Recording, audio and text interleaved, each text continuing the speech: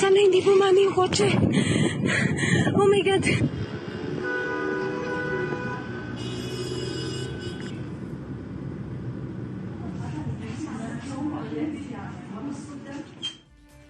ഖത്തറിലെ ദോഹയിൽ നടന്ന അടിയന്തര അറബ് ഉച്ചകോടി. ബെഞ്ചമിൻ നെതന്യാഹുവിന് വിരൽ ചൂണ്ടി മുന്നറിയിപ്പ് നൽകിയിട്ട് മണിക്കൂറുകളായിട്ടേയുള്ളൂ. പലസ്തീനിൽ സമാധാനത്തിന് ഇസ്രായേലിന്റെ നിലപാടുകൾ തടസ്സമാണെന്ന് ഉച്ചകോടി കുറ്റപ്പെടുത്തിയിട്ട് നേരോട് നേരം പുലർന്നിട്ടില്ല. ഗസ തകർത്ത് തരിപ്പണമാക്കുകയാണ് ഇസ്രായേൽ കരസേന. ആരെന്ത് മുഖം ചുളിച്ചാലും ഹമാസിനെ എവിടെ കണ്ടാലും തച്ചുടയ്ക്കുമെന്ന് പറയുന്ന നെതന്യാഹുവിനെ പിന്തുണയ്ക്കുമ്പോഴും ഖത്തറിനെ തണുപ്പിക്കാനുള്ള നടപടികളിലാണ് അമേരിക്ക. ഖത്തറിനെതിരെ ഇസ്രായേൽ നടത്തിയ ആക്രമണം തെമ്മാടിത്തരമെന്നും ഭീരുത്വമെന്നും വിളിച്ചവസാനിപ്പിക്കുന്നില്ല അറബ് ഉച്ചകോടി. യോജിച്ചുള്ള പ്രതിരോധ സംവിധാനം ഒരുക്കുന്നത് ആലോചിക്കാനും ഒരുങ്ങുന്നു ഗൾഫ് സഖ്യം. ഈ സംഘർഷം അറബ് ലോകത്തിന്റെ ഐക്യത്തെ പരീക്ഷിക്കുകയാണ്. അറബ് കോർ ഇസ്രായേലിനെ പൂട്ടുമോ? അമേരിക്കയുടെ നിലപാട് ലോകക്രമത്തിൽ ഒരു പുതിയ നോർമൽ സൃഷ്ടിക്കുമോ? അത് ഏകപക്ഷീയമായ സൈനിക നടപടികളെ അനുവദിക്കുന്ന ഒരു ക്രമമാകും. പരിശോധിക്കുന്നു പ്രൈം ഡിബേറ്റ്. സ്വാഗതം.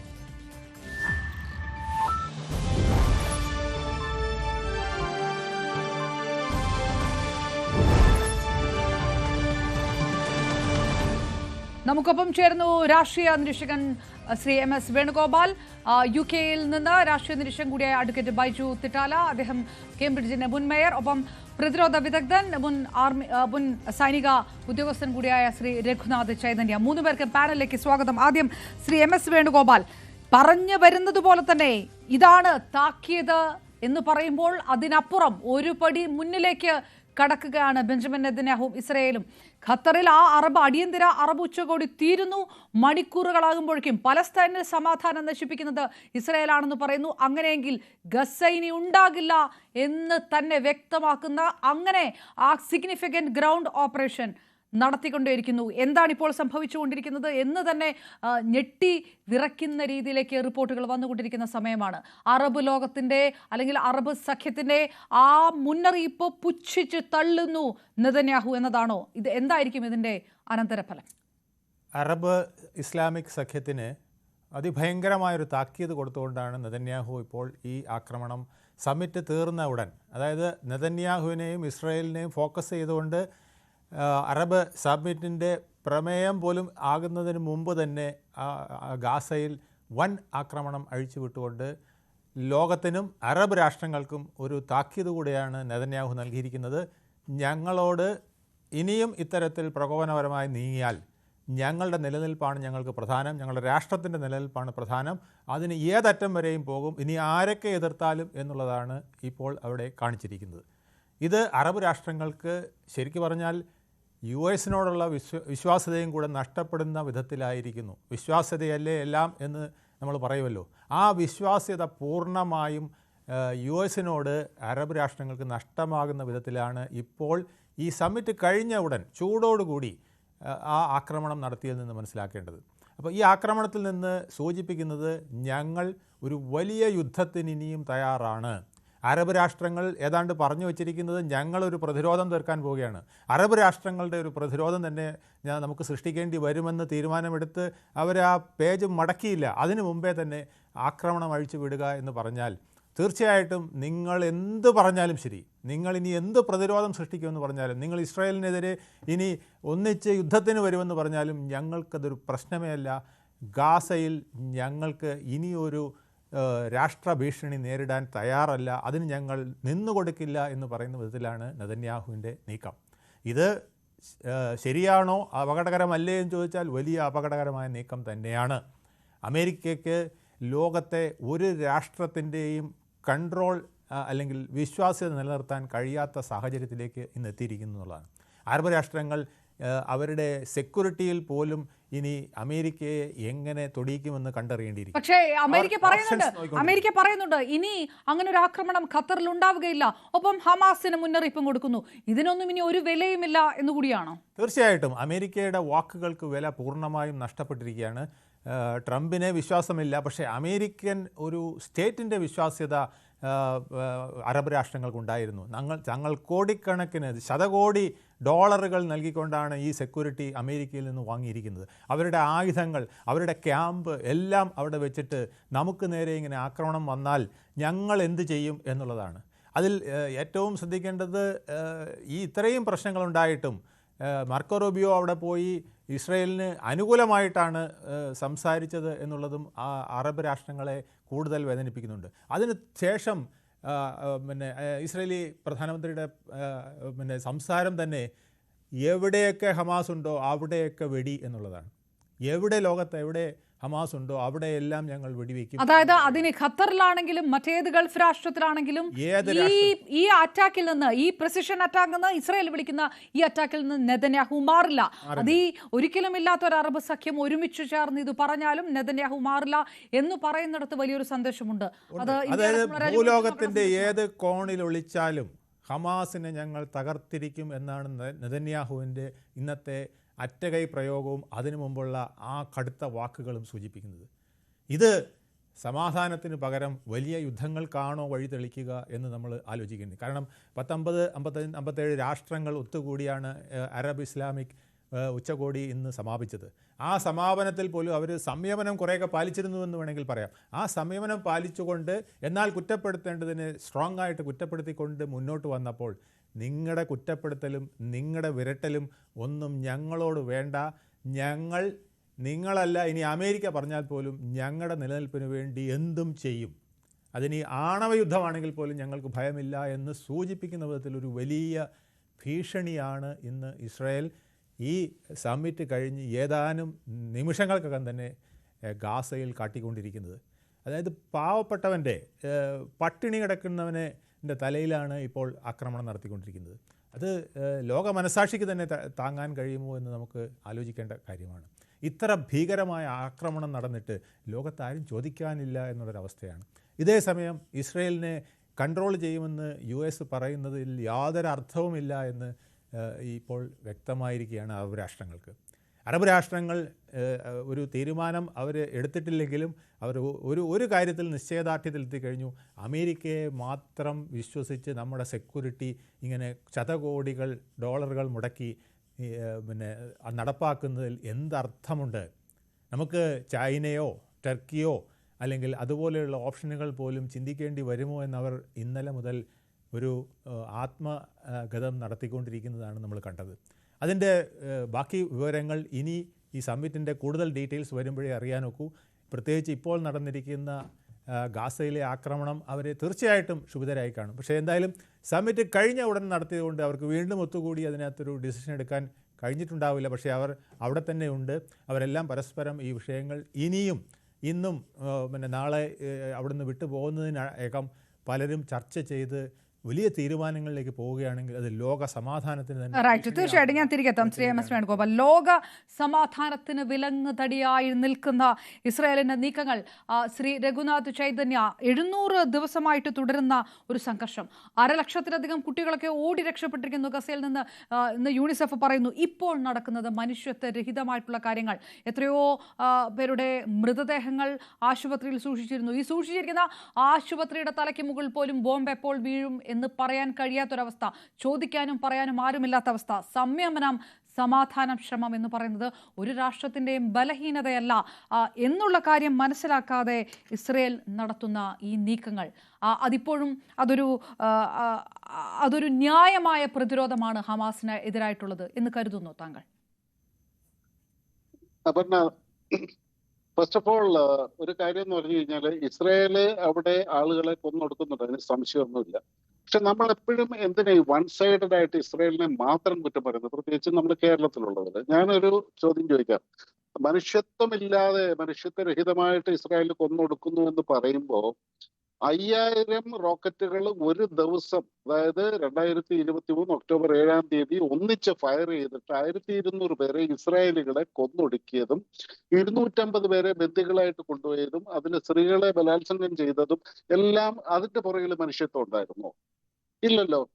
രണ്ടാമത്തെ കാര്യം, എന്തുകൊണ്ടാണ് ഇവർ ഈ ജൂതന്മാരെ മാത്രം തെരഞ്ഞു പിടിച്ച് കൊല്ലാനായിട്ട് ഇസ്രായേലിനെ ജീവിക്കാൻ അനുവദിക്കില്ല എന്നുള്ള തീരുമാനം? അത് ജൂതവംശരായതുകൊണ്ടല്ലേ? എന്തുകൊണ്ടാണ് ഇവരുടെ ജൂതന്മാരുടെ വംശഹത്യ? നമ്മൾ കണ്ടതാണ് രണ്ടാം ലോക മഹായുദ്ധ കാലത്തൊക്കെ ഹോളോകോസ്റ്റിലൊക്കെ കണ്ടതാണ്. അത് പിന്നെ മറ്റൊരു പിന്നെ ഹിറ്റ്ലർ ചെയ്തു എന്നുണ്ടെങ്കിൽ ഇപ്പൊ ഇവർ ഇത് തന്നെയല്ലേ ഏറ്റെടുത്തിരിക്കുന്നത്. അപ്പൊ അതിനെ എങ്ങനെ ന്യായീകരിക്കാൻ പറ്റും? അവർക്ക് ഈ ഭൂമിയിൽ ജീവിക്കാൻ അവകാശമില്ല എന്നുള്ള ഒരൊറ്റ ചോദ്യമേ ഉള്ളൂ. അത് കാരണം ഞാനത് പറയുന്നതിന്റെ കാരണം എന്ന് പറഞ്ഞു കഴിഞ്ഞാൽ ഇത് തന്നെയല്ലേ പാകിസ്ഥാനിൽ നിന്നുള്ള പ്രോക്സികള് തീവ്രവാദികൾ ഇന്ത്യയിൽ ചെയ്തുകൊണ്ടിരിക്കുന്നത്. ഇപ്പം ഇറാൻ ഏകപക്ഷീയമായിട്ട് ഹമാസിനെയും ഹൂത്തികളെയും ഹിസ്ബുള്ളയും ഉപയോഗിച്ചിട്ട് ഇസ്രായേലിന് നേരെ ഇന്നും ആക്രമണം നടന്നിട്ടുണ്ടല്ലോ, അല്ലെ? ഇത് നിരന്തരമായിട്ട് നടന്നുകൊണ്ടിരിക്കുന്നതാണ്. 1948 ഇസ്രായേൽ ഒരു രാജ്യമായിട്ട് പ്രഖ്യാപിച്ചതിന് ശേഷം അന്ന് ഇവര് പ്രഖ്യാപിച്ചല്ലേ ഈ രാജ്യത്തെ ഞങ്ങൾ ജീവിക്കാൻ അനുവദിക്കില്ല, ഇവിടെ നിന്ന് തുടച്ചു നീക്കുമെന്ന്. അങ്ങനെ അവരെ നിരന്തരം ആക്രമിച്ചുകൊണ്ടിരിക്കുമ്പോ നമുക്കറിയാം, അറബ് ഇസ്രായേൽ വാറിന്റെ ഒക്കെ ഹിസ്റ്ററി ഒക്കെ നമുക്കറിയാം. ആക്രമിച്ചുകൊണ്ടിരിക്കുമ്പോ അവർക്ക് സർവൈവ് ചെയ്യണം. ഇവിടെ ഇപ്പൊ അറബ് ലീഗ് കൂടിയിട്ടുണ്ട്, ഓർഗനൈസേഷൻ ഓഫ് ഇസ്ലാമിക് കോഓപ്പറേഷൻ കൂടിയിട്ടുണ്ട്. അപ്പൊ വലിയൊരു സംഖ്യയാണ്. ഇസ്രായേൽ എന്ന് പറഞ്ഞാൽ ഒറ്റയ്ക്കാണ്, അതൊരു ഏകദേശം ഒരു സത്യമാണ്. അറബ് ലീഗ് എന്ന് പറഞ്ഞു കഴിഞ്ഞാൽ അതിനകത്ത് 22 രാഷ്ട്രങ്ങളുണ്ട്, 12 മിഡിൽ ഈസ്റ്റേൺ രാജ്യങ്ങളും 10 ആഫ്രിക്കൻ രാജ്യങ്ങളും ഉൾപ്പെടുന്നതാണ്. ഇനി ഓർഗനൈസേഷൻ ഓഫ് ഇസ്ലാമിക് കോഓപ്പറേഷൻ എന്ന് പറഞ്ഞാൽ 57 രാജ്യങ്ങൾ അതിലുണ്ട്. ഏഷ്യ എന്നുള്ള 27 രാജ്യങ്ങള്, ആഫ്രിക്ക എന്നുള്ള 27 രാജ്യങ്ങള്, പിന്നെ ലാറ്റിൻ അമേരിക്കൻ ആ ഭാഗത്തു നിന്നൊക്കെയുള്ള 2 രാജ്യങ്ങൾ, ഒരു യൂറോപ്പ് എന്നൊരാള്. ഇങ്ങനെ ഇവരെല്ലാം കൂടെ ഒത്തുചേർന്നിട്ട് ശരി ഒരു കോഓപ്പറേഷൻ ഉണ്ടാക്കി ഇസ്രായേലിനെ കൗണ്ടർ ചെയ്യും എന്നുള്ള തീരുമാനം എടുത്തു. അല്ലെങ്കിൽ അറ്റ്ലീസ്റ്റ് GCC രാജ്യങ്ങൾ ഒറ്റക്കെട്ടായിട്ട് നിൽക്കണം എന്നുള്ള തീരുമാനം എടുത്തു. നല്ല കാര്യമാണ്, കാരണം അവർക്ക് പ്രതിരോധിക്കണം. ഇവിടെ ഒരു ചോദ്യം ചോദിക്കട്ടെ. ഇസ്രായേല് ഇതുവരെയായിട്ട് ലെബനോണിനെയും പാലസ്തീനെയും സിറിയനെയും അതുപോലെ തന്നെ എല്ലാം ആക്രമിച്ചല്ലോ. ഈ ആളുകളെല്ലാം സൈലന്റ് ആയിരുന്നു. ഈവൻ OIC പോലും സൈലന്റ് ആയിരുന്നു.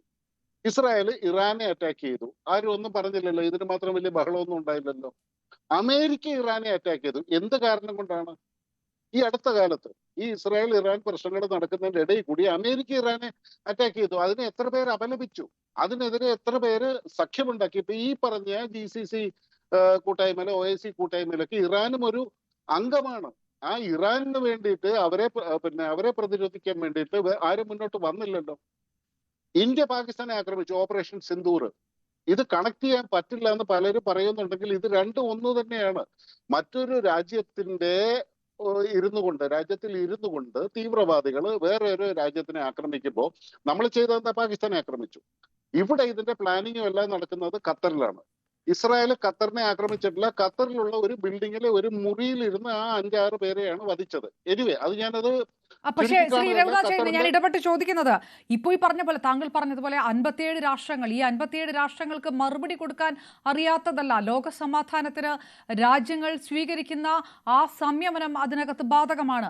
ആ സംയമനം തങ്ങൾക്ക് ബാധകമല്ല. 57 രാഷ്ട്രങ്ങൾ ഒരുമിച്ച് പറഞ്ഞാലും അതിന് ഞങ്ങൾക്ക് പുല്ലുവിലയേ ഉള്ളൂ എന്ന് ഇസ്രായേൽ ഒരു നിലപാടെടുക്കുന്നു എന്നാണോ ബെഞ്ചമിൻ നെതന്യാഹു ഈ മണിക്കൂറുകൾക്കുള്ളിലുള്ള ഈ കരയുദ്ധത്തിലൂടെ വ്യക്തമാക്കുന്നത്? എന്ത് തരം ത്രെട്ടാണ്? ഇതിന് ഒറ്റയ്ക്കാണ് എന്ന് താങ്കൾ പറയുമ്പോഴും അമേരിക്ക അറിയാതെയല്ല പല കാര്യങ്ങളും നടക്കുന്നതെന്ന് എല്ലാവർക്കും അറിയുകയും ചെയ്യാം. ഇവിടെ 57 രാഷ്ട്രങ്ങൾ ഒന്നിച്ച് നിൽക്കുന്നു ഇസ്രായേലിനെ പ്രതിരോധിക്കാൻ വേണ്ടിയിട്ട്. ശരിയാണ്, ഡൊണാൾഡ് ട്രംപ് കൃത്യമായിട്ട് പറഞ്ഞിട്ടുണ്ട് ഇസ്രായേൽ ഖത്തറിനെ ആക്രമിക്കില്ല എന്ന് വാക്ക് തന്നിട്ടുണ്ട് എന്ന് പറഞ്ഞിട്ടുണ്ട്. അത് സത്യമോ കള്ളയോ, കാരണം ട്രംപിന്റെ സ്വഭാവം വെച്ച് നോക്കുമ്പോൾ നമുക്കത് പറയാൻ പറ്റില്ല. What ever it is, Israel ഇപ്പോ പിന്നീട് ഖത്തറിനെ ആക്രമിച്ചിട്ടില്ലല്ലോ. അവരിപ്പോ ആക്രമിക്കുന്നത് അവരെ നേരിട്ട് ആക്രമിക്കുന്ന തീവ്രവാദികൾ ഒളിച്ചിരിക്കുന്ന പക്ഷേ പറഞ്ഞിട്ടുണ്ട് ഹമാസ് എവിടെ കണ്ടാലും, അതായത് ഇനിയും ഹമാസ് നേതാക്കൾ ഉണ്ടെങ്കിൽ ഇനിയും ആക്രമിക്കാം. അത് ജനവാസ കേന്ദ്രത്തിലാകാം, ഖത്തറിലോ മറ്റ് ഗൾഫ് കൺട്രീസിലോ മറ്റെവിടെയെങ്കിലുമോ ജനങ്ങൾ ഉള്ളിടത്താവാം. അതിനകത്ത് ജനങ്ങൾ കൊല്ലപ്പെട്ടാലും ഇസ്രായേൽ എന്ത് മറുപടി പറയാനാണ്? ഞാനൊരു സിമ്പിൾ ആയിട്ടുള്ള ഒരു ചോദ്യം ചോദിക്കാം. അതായത് കുറെ പാകിസ്ഥാനി തീവ്രവാദികൾ നേപ്പാളിൽ പോയി ഒളിച്ചിരിക്കുന്നു, അല്ലെ ബംഗ്ലാദേശിൽ പോയി ഒളിച്ചിരിക്കുന്നു. അവിടെ ഇരുന്നുകൊണ്ട് ഇന്ത്യക്കെതിരെ ആക്രമണം നടത്തുന്നു. പാകിസ്ഥാനികളാണ്, അവരിയ്ക്കുന്ന ബംഗ്ലാദേശിലാണ്. നമ്മൾ ബംഗ്ലാദേശുമായിട്ട് വലിയ പ്രശ്നമൊന്നുമില്ല. അവിടെ ഇരുന്നു കൊണ്ട് നമ്മളെ ആക്രമിക്കുന്നു. നമുക്ക് ജീവിക്കണം. നമ്മൾ അവരെ ബംഗ്ലാദേശിൽ പോയി കൊന്നു കഴിഞ്ഞാൽ അതിനകത്ത് തെറ്റുണ്ടോ? ഇന്ത്യ അങ്ങനെ ഒരു നിലപാടെടുക്കുമോ? ശ്രീ രഘുനാഥ് ചായന്തന, താങ്കൾ തന്നെ സൈന്യത്തിന്റെ ഭാഗമായിട്ടുള്ള ഇന്ത്യ അങ്ങനെ ഒരു നിലപാടിലേക്ക് കടക്കുമോ? ഇന്ത്യ അങ്ങനെ ഒരു സംയമനം വിട്ടുള്ള അങ്ങനെ ഒരു തീരുമാനത്തിലേക്ക് ഇന്ത്യ കടക്കുമോ? കടന്നിട്ടുണ്ടല്ലോ. 2 പ്രാവശ്യം ഇന്ത്യ മ്യാൻമാറിൽ സർജിക്കൽ സ്ട്രൈക്ക് നടത്തിയില്ലേ? അവിടെയുള്ള തീവ്രവാദികൾക്ക് വേണ്ടിയിട്ട് ഏറ്റവും ആദ്യം ചെയ്യുന്നത് 2016 എൻ്റെ ഓർമ്മ. അത് കഴിഞ്ഞ് കഴിഞ്ഞ വർഷം 2 സർജിക്കൽ സ്ട്രൈക്ക് നമ്മൾ മ്യാൻമാർ തന്നെ നടത്തി. ആദ്യം ചെയ്തത് മ്യാൻമാർ ഭരണകൂടം പോലും അറിയാതെ ഇന്ത്യൻ ആർമി അവിടെ ചെന്ന് ഇറങ്ങി അവിടുന്ന് ഒരു 40ഓളം തീവ്രവാദികളെ നമ്മൾ കൊന്നൊടുക്കിയില്ലേ ചെയ്തല്ലോ. അപ്പൊ എന്ന് പറഞ്ഞതുപോലെ ഇനിയിപ്പോ ഇസ്രായേൽ പറയുന്നത് അല്ല, ഇതിൽ വ്യത്യാസമുണ്ടല്ലോ. ജനവാസ കേന്ദ്രത്തിലാണ് എന്നുള്ള കാര്യമുണ്ടോ? ഇതൊരു തുടക്കമാകുമെന്ന് ഭയക്കുന്നത് കൊണ്ടാണല്ലോ അറബ് ലോകം ഒരു അടിയന്തര ഉച്ചകോടി വിളിച്ചു വരുത്തിയത്. അല്ലെങ്കിൽ ഇസ്രായേൽ പറയണം ഇതൊരു ജനകീയ കേന്ദ്രമാണ്, അങ്ങനെ ഉണ്ടാവുകയില്ല എന്ന് ഇസ്രായേൽ പറഞ്ഞിട്ടുമില്ല.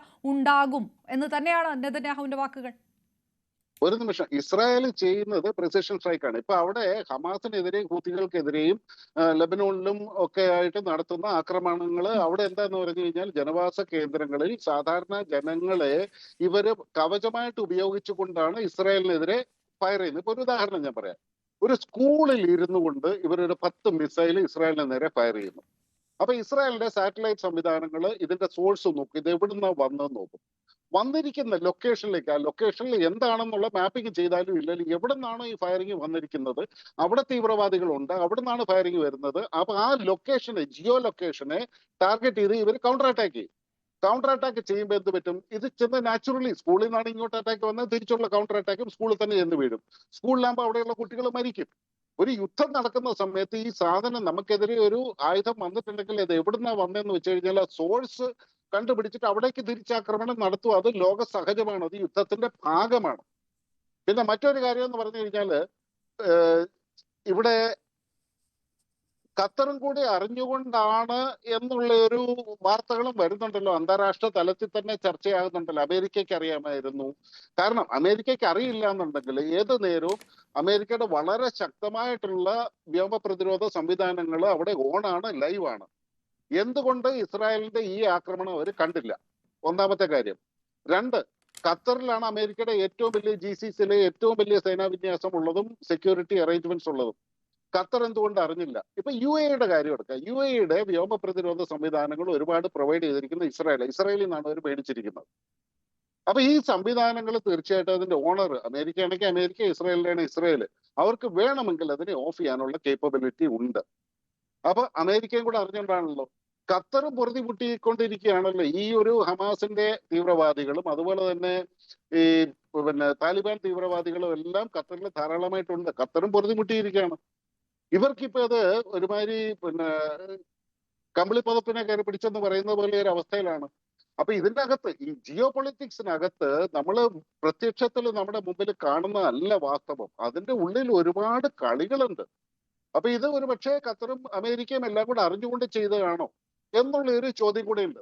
അതായത് ഈ അറബ് ഐക്യം എന്ന് പറയുന്നതിൽ ഒരർത്ഥവുമില്ല എന്നുകൂടിയാണ്. അറബ് ഐക്യം എന്ന് പറയുന്നതിനകത്ത് അത് ഒരു കാലത്ത് സംഭവിക്കാൻ പോകുന്നില്ല. ഞാൻ നമ്മൾ അതിന്റെ ഹിസ്റ്ററി നോക്കുകയാണെന്നുണ്ടെങ്കിൽ അറബ് ഐക്യം എന്ന് പറയുന്ന ഒരു കോൺസെപ്റ്റ് എന്ന് പറഞ്ഞു കഴിഞ്ഞാൽ ഒന്നാമത്തെ കാര്യം ഇവർ തമ്മിൽ ഐഡിയോളജിക്കലി അങ്ങേയറ്റം വിഘടിച്ച് നിൽക്കുന്ന ഒരു കൂട്ടം ആളുകളാണ്. അവിടെ സുന്നി ഷിയ ഡിവൈഡ് എന്ന് പറയുന്നത് ആദ്യമായിട്ട് തന്നെ ഉണ്ട്.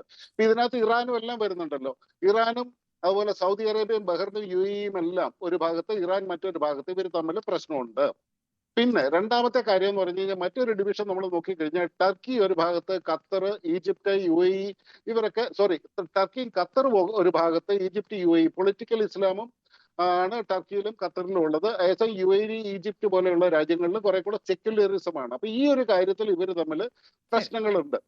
പിന്നെ പ്രോ വെസ്റ്റ് ആയിട്ടുള്ള ഒരു കൂട്ടരുണ്ട്, ആന്റി വെസ്റ്റ് ആയിട്ടുള്ള ഒരു കൂട്ടരുണ്ട്. അപ്പൊ നമുക്കറിയാം ഇറാനൊക്കെ എന്ന് പറഞ്ഞു കഴിഞ്ഞാൽ 100% ആന്റി വെസ്റ്റ് ആണ്. മറ്റുള്ള പല ഈ പറഞ്ഞ പോലെ UAE, സൗദി അറേബ്യ, ഖത്തർ എന്നൊക്കെ പറയുന്ന പ്രധാനപ്പെട്ട രാജ്യങ്ങൾ പ്രോ വെസ്റ്റ് ആണ്. അപ്പൊ അതിന്റെ ഒരു കോൺഫ്ലിക്റ്റ് അവിടെ ഉണ്ട്. അത് തന്നെയല്ല, സ്ട്രാറ്റജിക്കലി നോക്കുകയാണെന്നുണ്ടെങ്കിൽ ഇറാനും സൗദിയുമായിട്ടുള്ള റൈവൽറി വർഷങ്ങളായിട്ട് നടക്കുകയാണ്. യമനിൽ നിന്ന് ഹൂത്തികൾ സൗദി അറേബ്യനെ സ്ഥിരമായിട്ട് ആക്രമിച്ചുകൊണ്ടിരിക്കുകയാണ്. ഈ ഹൂത്തികളെ ഫണ്ട് ചെയ്യുന്നതും അവർക്ക് ആയുധങ്ങൾ കൊടുക്കുന്ന ആരാണ്? ഇറാനാണ്. അതുപോലെ തന്നെ സിറിയ, ലെബനൻ, ഇവിടെ നിന്നെല്ലാം സൗദി അറേബ്യക്ക് ഭീഷണിയുണ്ട്. അപ്പൊ ഇവരെല്ലാം കൂടെ ഒന്നിച്ച് നിൽക്കുക എന്ന് പറഞ്ഞാൽ സൗദി കൗണ്ടർ അറ്റാക്ക് ചെയ്യുന്നുണ്ടല്ലോ. അതുപോലെ തന്നെ ടർക്കിയും UAEയും ഒക്കെ ഈജിപ്തുമായിട്ട് ടെൻഷൻസ് ഉണ്ടല്ലോ. മുസ്ലിം ബ്രദർഹുഡിന്റെ കാര്യത്തിലായാലും അതിൽ ലിബിയയും സിറിയയും എല്ലാം ഭാഗഭാക്കാണല്ലോ. ഇനി ഇതിനകത്ത് OICയുടെ കാര്യം എടുത്തു കഴിഞ്ഞാൽ പാകിസ്ഥാനും അഫ്ഗാനിസ്ഥാനും തമ്മിൽ പൂണ്ട പ്രശ്നമുണ്ട്. ഭയങ്കരമായ ബോർഡർ ഡിസ്പ്യൂട്ട്സും താലിബാൻ ഡൈനാമിക്സും ഫ്രിക്ഷനും എല്ലാം ഉണ്ടല്ലോ. പിന്നെ അത് കൂടാതെ മറ്റൊരു കാര്യം എന്ന് പറഞ്ഞു കഴിഞ്ഞാൽ ഇപ്പൊ നാറ്റോ മോഡലിൽ ഒരു സഖ്യമാണ് ഇവർ പ്ലാൻ ചെയ്യുന്നതെന്നുണ്ടെങ്കിൽ നാറ്റോന്റെ ആർട്ടിക്കിൾ 5 പ്രകാരം ഒരു നിർബന്ധമായും അത് മാൻഡേറ്റ് ചെയ്യുന്നത് മ്യൂച്വൽ ഡിഫൻസ്. ഏതെങ്കിലും ഒരു നാറ്റോ രാജ്യത്തിനെ ആരെങ്കിലും ആക്രമിച്ചു കഴിഞ്ഞാൽ മറ്റുള്ളവരെല്ലാവരും തങ്ങളുടെ മേലുള്ള യുദ്ധമാണെന്ന് കരുതിയിട്ട് കൗണ്ടർ അറ്റാക്ക് ചെയ്യണം എന്നുള്ള ഒരു നിയമമുണ്ട്. ഇവിടെ OICയിലോ GCCയിലോ അങ്ങനെ ഒരു നിയമമില്ല. പക്ഷേ അവർ അങ്ങനെ ഒരു കൂട്ടായ്മ ഉണ്ടാക്കുകയാണെന്നുണ്ടെങ്കിൽ ഈ നിയമം അവിടെയും വരും. പക്ഷെ അവിടെ പ്രശ്നം വരുന്നതെന്ന് പറഞ്ഞു കഴിഞ്ഞാൽ ഇവർ തമ്മിൽ അടിച്ചോണ്ടിരിക്കുകയാണ്. അപ്പൊ രണ്ട് ശത്രു രാജ്യങ്ങളെ ഇപ്പൊ ഞാൻ പറയാം, ഇപ്പൊ ഇറാനും സൗദി അറേബ്യയായിട്ട് പ്രശ്നമുണ്ടെന്ന് വിചാരിക്കുക. അപ്പൊ ഇതില് പാകിസ്ഥാൻ കയറി ഇടപെട്ടു. പാകിസ്ഥാൻ കയറി ഇടപെട്ടിട്ട് ഏതെങ്കിലും ഒരു രാജ്യത്തിനെതിരെ അല്ലെ ഇന്ത്യ കയറി ഇടപെട്ട് ഏതെങ്കിലും കാരണം വെച്ചാൽ ഇപ്പം ടർക്കിയും ഇന്ത്യയും തമ്മിൽ പ്രശ്നമുണ്ട്. ടർക്കി ഇവരുടെ കൂട്ടത്തിൽ വരുന്നുണ്ടല്ലോ OICയിൽ, പാകിസ്ഥാൻ OICയിൽ വരുന്നുണ്ടല്ലോ. അപ്പൊ ഇന്ത്യയും പാകിസ്ഥാനും ആയിട്ടൊരു ഇഷ്യൂ ഉണ്ടായി കഴിഞ്ഞാൽ ഈ OIC സമ്പൂർണ്ണമായിട്ടും ഇന്ത്യക്കെതിരെ വരുമോ? ഒരു കാരണവശാലും അവർക്ക് വരാൻ സാധിക്കില്ല. ഇതിനൊക്കെ പുറമെ ഇവരുടെ പ്രധാനപ്പെട്ട രാജ്യങ്ങളിൽ ഇപ്പൊ ഇറാൻ ഒഴികെയുള്ള മറ്റു പ്രധാനപ്പെട്ട രാജ്യങ്ങളിലെല്ലാം ടർക്കി ഒരു നേറ്റോ സഖ്യകക്ഷിയും കൂടിയാണ്. അപ്പൊ അങ്ങനെ വരുമ്പോൾ ടർക്കിക്കെതിരെ ഒരു പ്രശ്നം ഉണ്ടായി കഴിഞ്ഞാൽ ഈ OIC എല്ലാം കൂടെ അതിനകത്ത് കയറി ഇടപെടും. കാരണം ടർക്കി നാറ്റോയിൽ ഇതുപോലെ തന്നെ ഒബ്ലിഗേഷൻസ് ഉള്ള രാജ്യമാണ്. ഞാൻ തിരികെ എത്താം. ശരി, എനിക്ക് ഓക്കെ, ഒരല്പം കൂടി മുന്നിൽ കടന്നുകൊണ്ട് നമുക്ക് അത് നോക്കാം. ശ്രീ UK-യിൽ നിന്ന് രാഷ്ട്രീയ നിരീക്ഷകൻ അഡ്വക്കേറ്റ് ബൈജു തിട്ടാല കൂടി നമുക്കൊപ്പം ചേരുന്നു. Advocate Baiju Thittala, Arab Islamic summit കൂടുന്നു, ശക്തമായ ഒരു പ്രതികരണം കൊടുക്കുകയാണ്, അല്ലെങ്കിൽ ഒരു മുന്നറിയിപ്പ് കൊടുക്കുകയാണ് ഇസ്രയേലിൽ നിന്ന് വരുന്നു. അങ്ങനെ അറബ് സഖ്യം എന്ന് പറയുന്നത് പോലും പ്രാക്ടിക്കൽ അല്ല എന്ന് പറയുന്ന ഒരു വാദം നിൽക്കുന്നിടത്ത് ഇത് ഇനി പരിഗണിക്കേണ്ട കാര്യമേ ഇല്ല എന്ന് കരുതിക്കൊണ്ട് തന്നെ ബെഞ്ചമിൻ നെതന്യാഹു കരയുദ്ധം ശക്തമാക്കുകയാണ്. ഇതുവരെ കാണാത്ത രീതിയിൽ ഇനി ഗസ തന്നെയില്ല, പലസ്തീനിൽ സമാധാന ശ്രമത്തിന് വിലങ്ങുതടിയാണ് എന്നുള്ള ആരോപണമല്ല, അതിനെ അങ്ങ് സ്ഥിരീകരിക്കുകയാണ് നെതന്യാഹു എന്നുള്ളതാണ്. അപ്പോൾ വെറും ഒരു രാഷ്ട്രീയ പ്രസ്താവന മാത്രമാണോ ഈ അറബ് സമ്മിറ്റിൽ ഉണ്ടായത്? എങ്ങനെ ഇസ്രായേലിനെ പൂട്ടാൻ ഈ 57 രാഷ്ട്രങ്ങൾ ഒരുമിച്ച് ചേർന്ന ഈ അറബ് സമ്മിറ്റിന് കഴിയുമോ? അപർണ, ഞാനൊരു രാഷ്ട്രീയ നിരീക്ഷകനല്ല, I am a politician. Just correct that. Aparna, നമ്മൾക്ക് ഈ യൂഗോസ്ലാവിയയിലെ പൊളിറ്റിക്കൽ ഹിസ്റ്ററി ഒന്ന് നോക്കാം. ഒത്തിരി പോവില്ല. അതായത് ഒരു ജനതയെ മുഴുവൻ കൊന്നൊടുക്കുകയായിരുന്നു മെലോസെവിച്ച്. ഈ മെലോസെവിച്ചിന്റെ അവസാനം ഈ എല്ലാം കഴിഞ്ഞപ്പോൾ മെലോസെവിച്ചിന്റെ അന്ത്യം അദ്ദേഹം പ്രിസണിൽ കിടന്ന് മരിച്ചു പോവുകയായിരുന്നു. പ്രിസണിൽ അയാളെ ഹൗസ് അറസ്റ്റ് ചെയ്ത്, വീട്ടിൽ നിന്ന് അറസ്റ്റ് ചെയ്ത്, ഭാര്യ അടക്കം അറസ്റ്റ് ചെയ്ത് കൊണ്ടുപോയിരുന്നു. ഇപ്പോ ഈ ഖത്തറി കിങ് അതിന്റെ ഒഫീഷ്യൽസ് ചോദിച്ചൊരു ചോദ്യമുണ്ട്, ഇതിനായിരുന്നു പ്ലാനെങ്കിൽ താങ്കൾ എന്തിനാണ് ഈ പീസ് നെഗോഷിയേഷന് വേണ്ടി നിങ്ങൾ സ്റ്റാർട്ട് ചെയ്ത്? ഇതിന്റെ ആവശ്യം നിങ്ങൾക്ക് അടിച്ചാൽ പോരാ. ഇത് വളരെ ജെനുവിനായ ഒരു ക്വസ്റ്റ്യനാണ്. നെതന്യാഹുവിനെ സംബന്ധിച്ചിടത്തോളം ഒരു കാരണവശാലും ഈ ക്രൈസിസ് അവസാനിക്കാൻ പറ്റില്ല. അവസാനിച്ചാൽ മെലോസെവിച്ചിന്റെ അവസ്ഥയാണ് നെതന്യാഹുവിനെ കാത്തിരിക്കുന്നത്.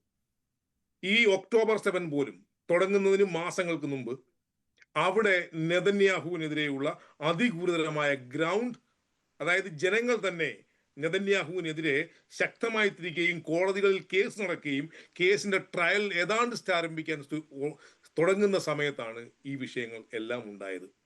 അപ്പോൾ നെതന്യാഹുവിനെ സംബന്ധിച്ചിടത്തോളം പീസ് നെഗോഷിയേഷൻ നടക്കുന്ന സമയത്ത് എന്തിനാണ് ഇതേ രീതിയിൽ അറ്റാക്ക് ഉണ്ടായത്? ആ നെഗോഷിയേഷനെ ടാപ്പിൾ ചെയ്യണം. ഇതിങ്ങനെ റിവൈവായി കൊണ്ടു നടക്കണം. പിന്നെ ഇതിനെ എങ്ങനെയാണ് ലോകരാജ്യങ്ങൾ കണ്ടത്? ഫ്രാൻസ് തള്ളി പറഞ്ഞു. ഫ്രാൻസ് പറഞ്ഞ ഇറ്റ് ഈസ് അൺഅക്സെപ്റ്റബിൾ. സ്പെയിൻ പറഞ്ഞ എന്താണ്? അത് തന്നെ, ഇറ്റ് ഈസ് അൺഅക്സെപ്റ്റബിൾ. അമേരിക്ക മിണ്ടിയില്ലെന്നൊക്കെ പലരും പറഞ്ഞു. പക്ഷെ അമേരിക്ക മിണ്ടിയില്ല എന്നല്ല. സ്പോക്സ് പേഴ്സൺ പറഞ്ഞ എന്താണ്? It will lead into a crisis of peace negotiation.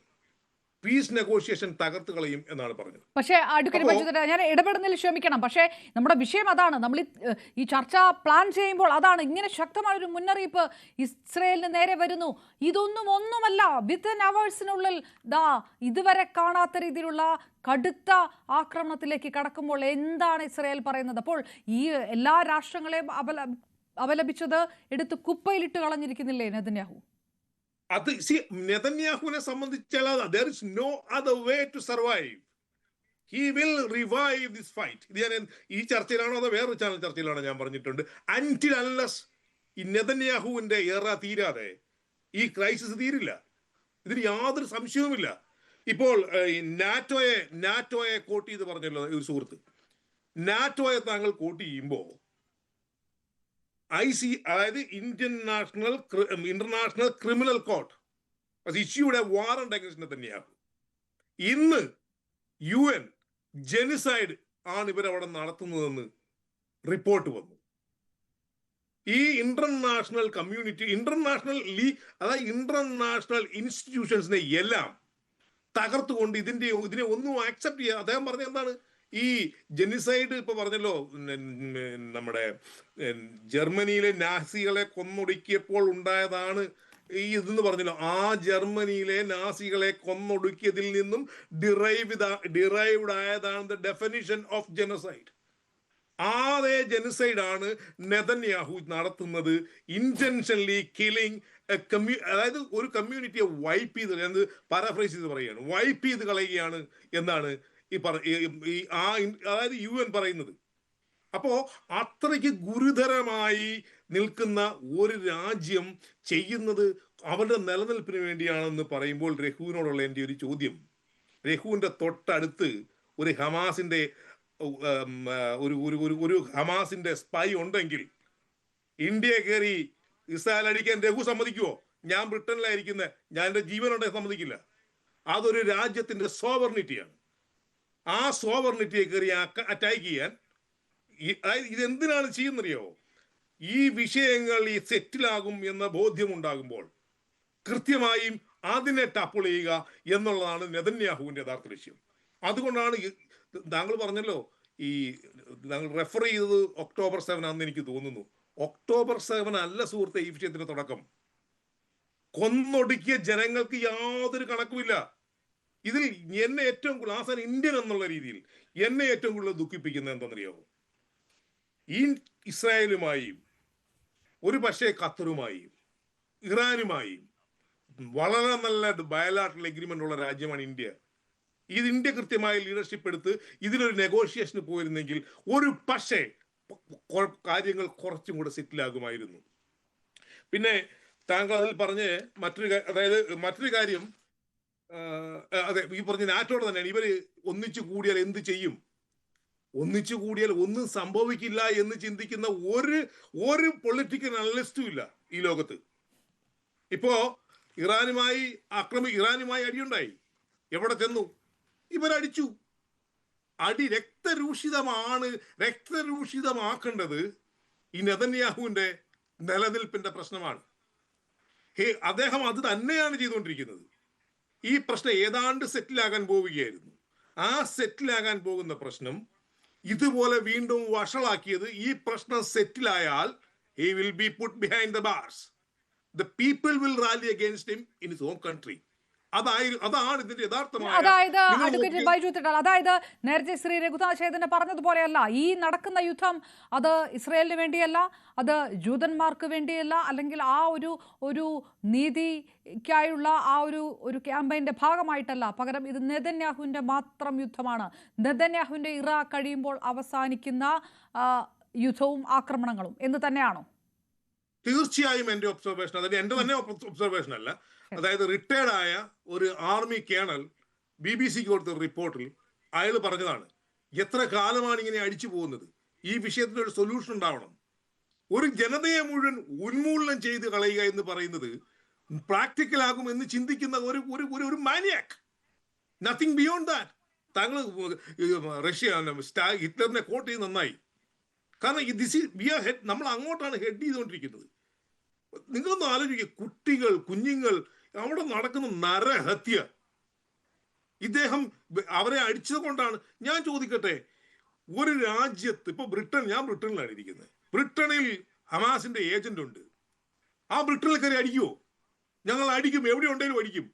അത് ഓൺ ദ കോൺട്രറി മൊസാദിന്റെ ഏജൻസ് ലോകമെമ്പാടും ഉണ്ടെന്ന് നമുക്കൊക്കെ അറിയാം.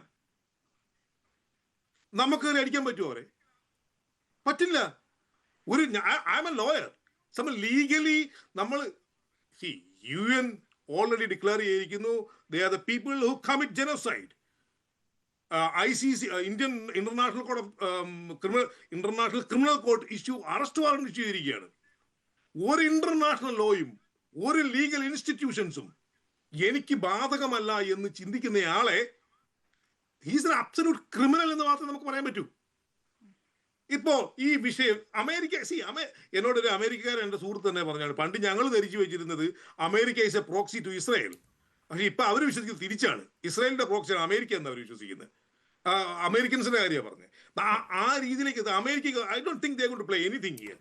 അതായത് അമേരിക്കയുടെ ആ റിലവൻസ് ഈ ട്രംപ് വന്നോടെ ഏതാണ്ട് എല്ലാം തന്നെ തീർന്നു. എല്ലാ ലോകരാജ്യങ്ങളിലും ചെന്ന് ഇതുപോലെ ക്രൈസിസ് ക്രിയേറ്റ് ചെയ്തു. യുക്രൈൻ, നമ്മുടെ താരിഫ് ഇന്ത്യയായിട്ട് പ്രശ്നമായി, ചൈനയായിട്ട് പ്രശ്നമായി. എല്ലാ സ്ഥലങ്ങളിലും പോയി ക്രൈസിസ് ക്രിയേറ്റ് ചെയ്യുന്ന ഒരു രാഷ്ട്രത്തെയും ഒരു രാഷ്ട്രത്തലവനെയും കണ്ടുകൊണ്ട് ഈ പ്രശ്നം സെറ്റിലാകുമെന്ന് വിശ്വസിക്കുന്നില്ല. ബ്രിട്ടൻ വളരെ സ്ട്രോങ് ആയിട്ടാണ് ഇതിനെ കണ്ടം ചെയ്തത്. ഇപ്പൊ ഇന്ന് തന്നെ ബ്രിട്ടീഷ് ക്യാബിനറ്റിൽ ഒരു മിനിസ്റ്റർ പറഞ്ഞാൽ വായിച്ചേപ്പിക്കാം. അതായത് it will only bring more blood shed, kill more Innocent civilians, endanger the remaining hostage.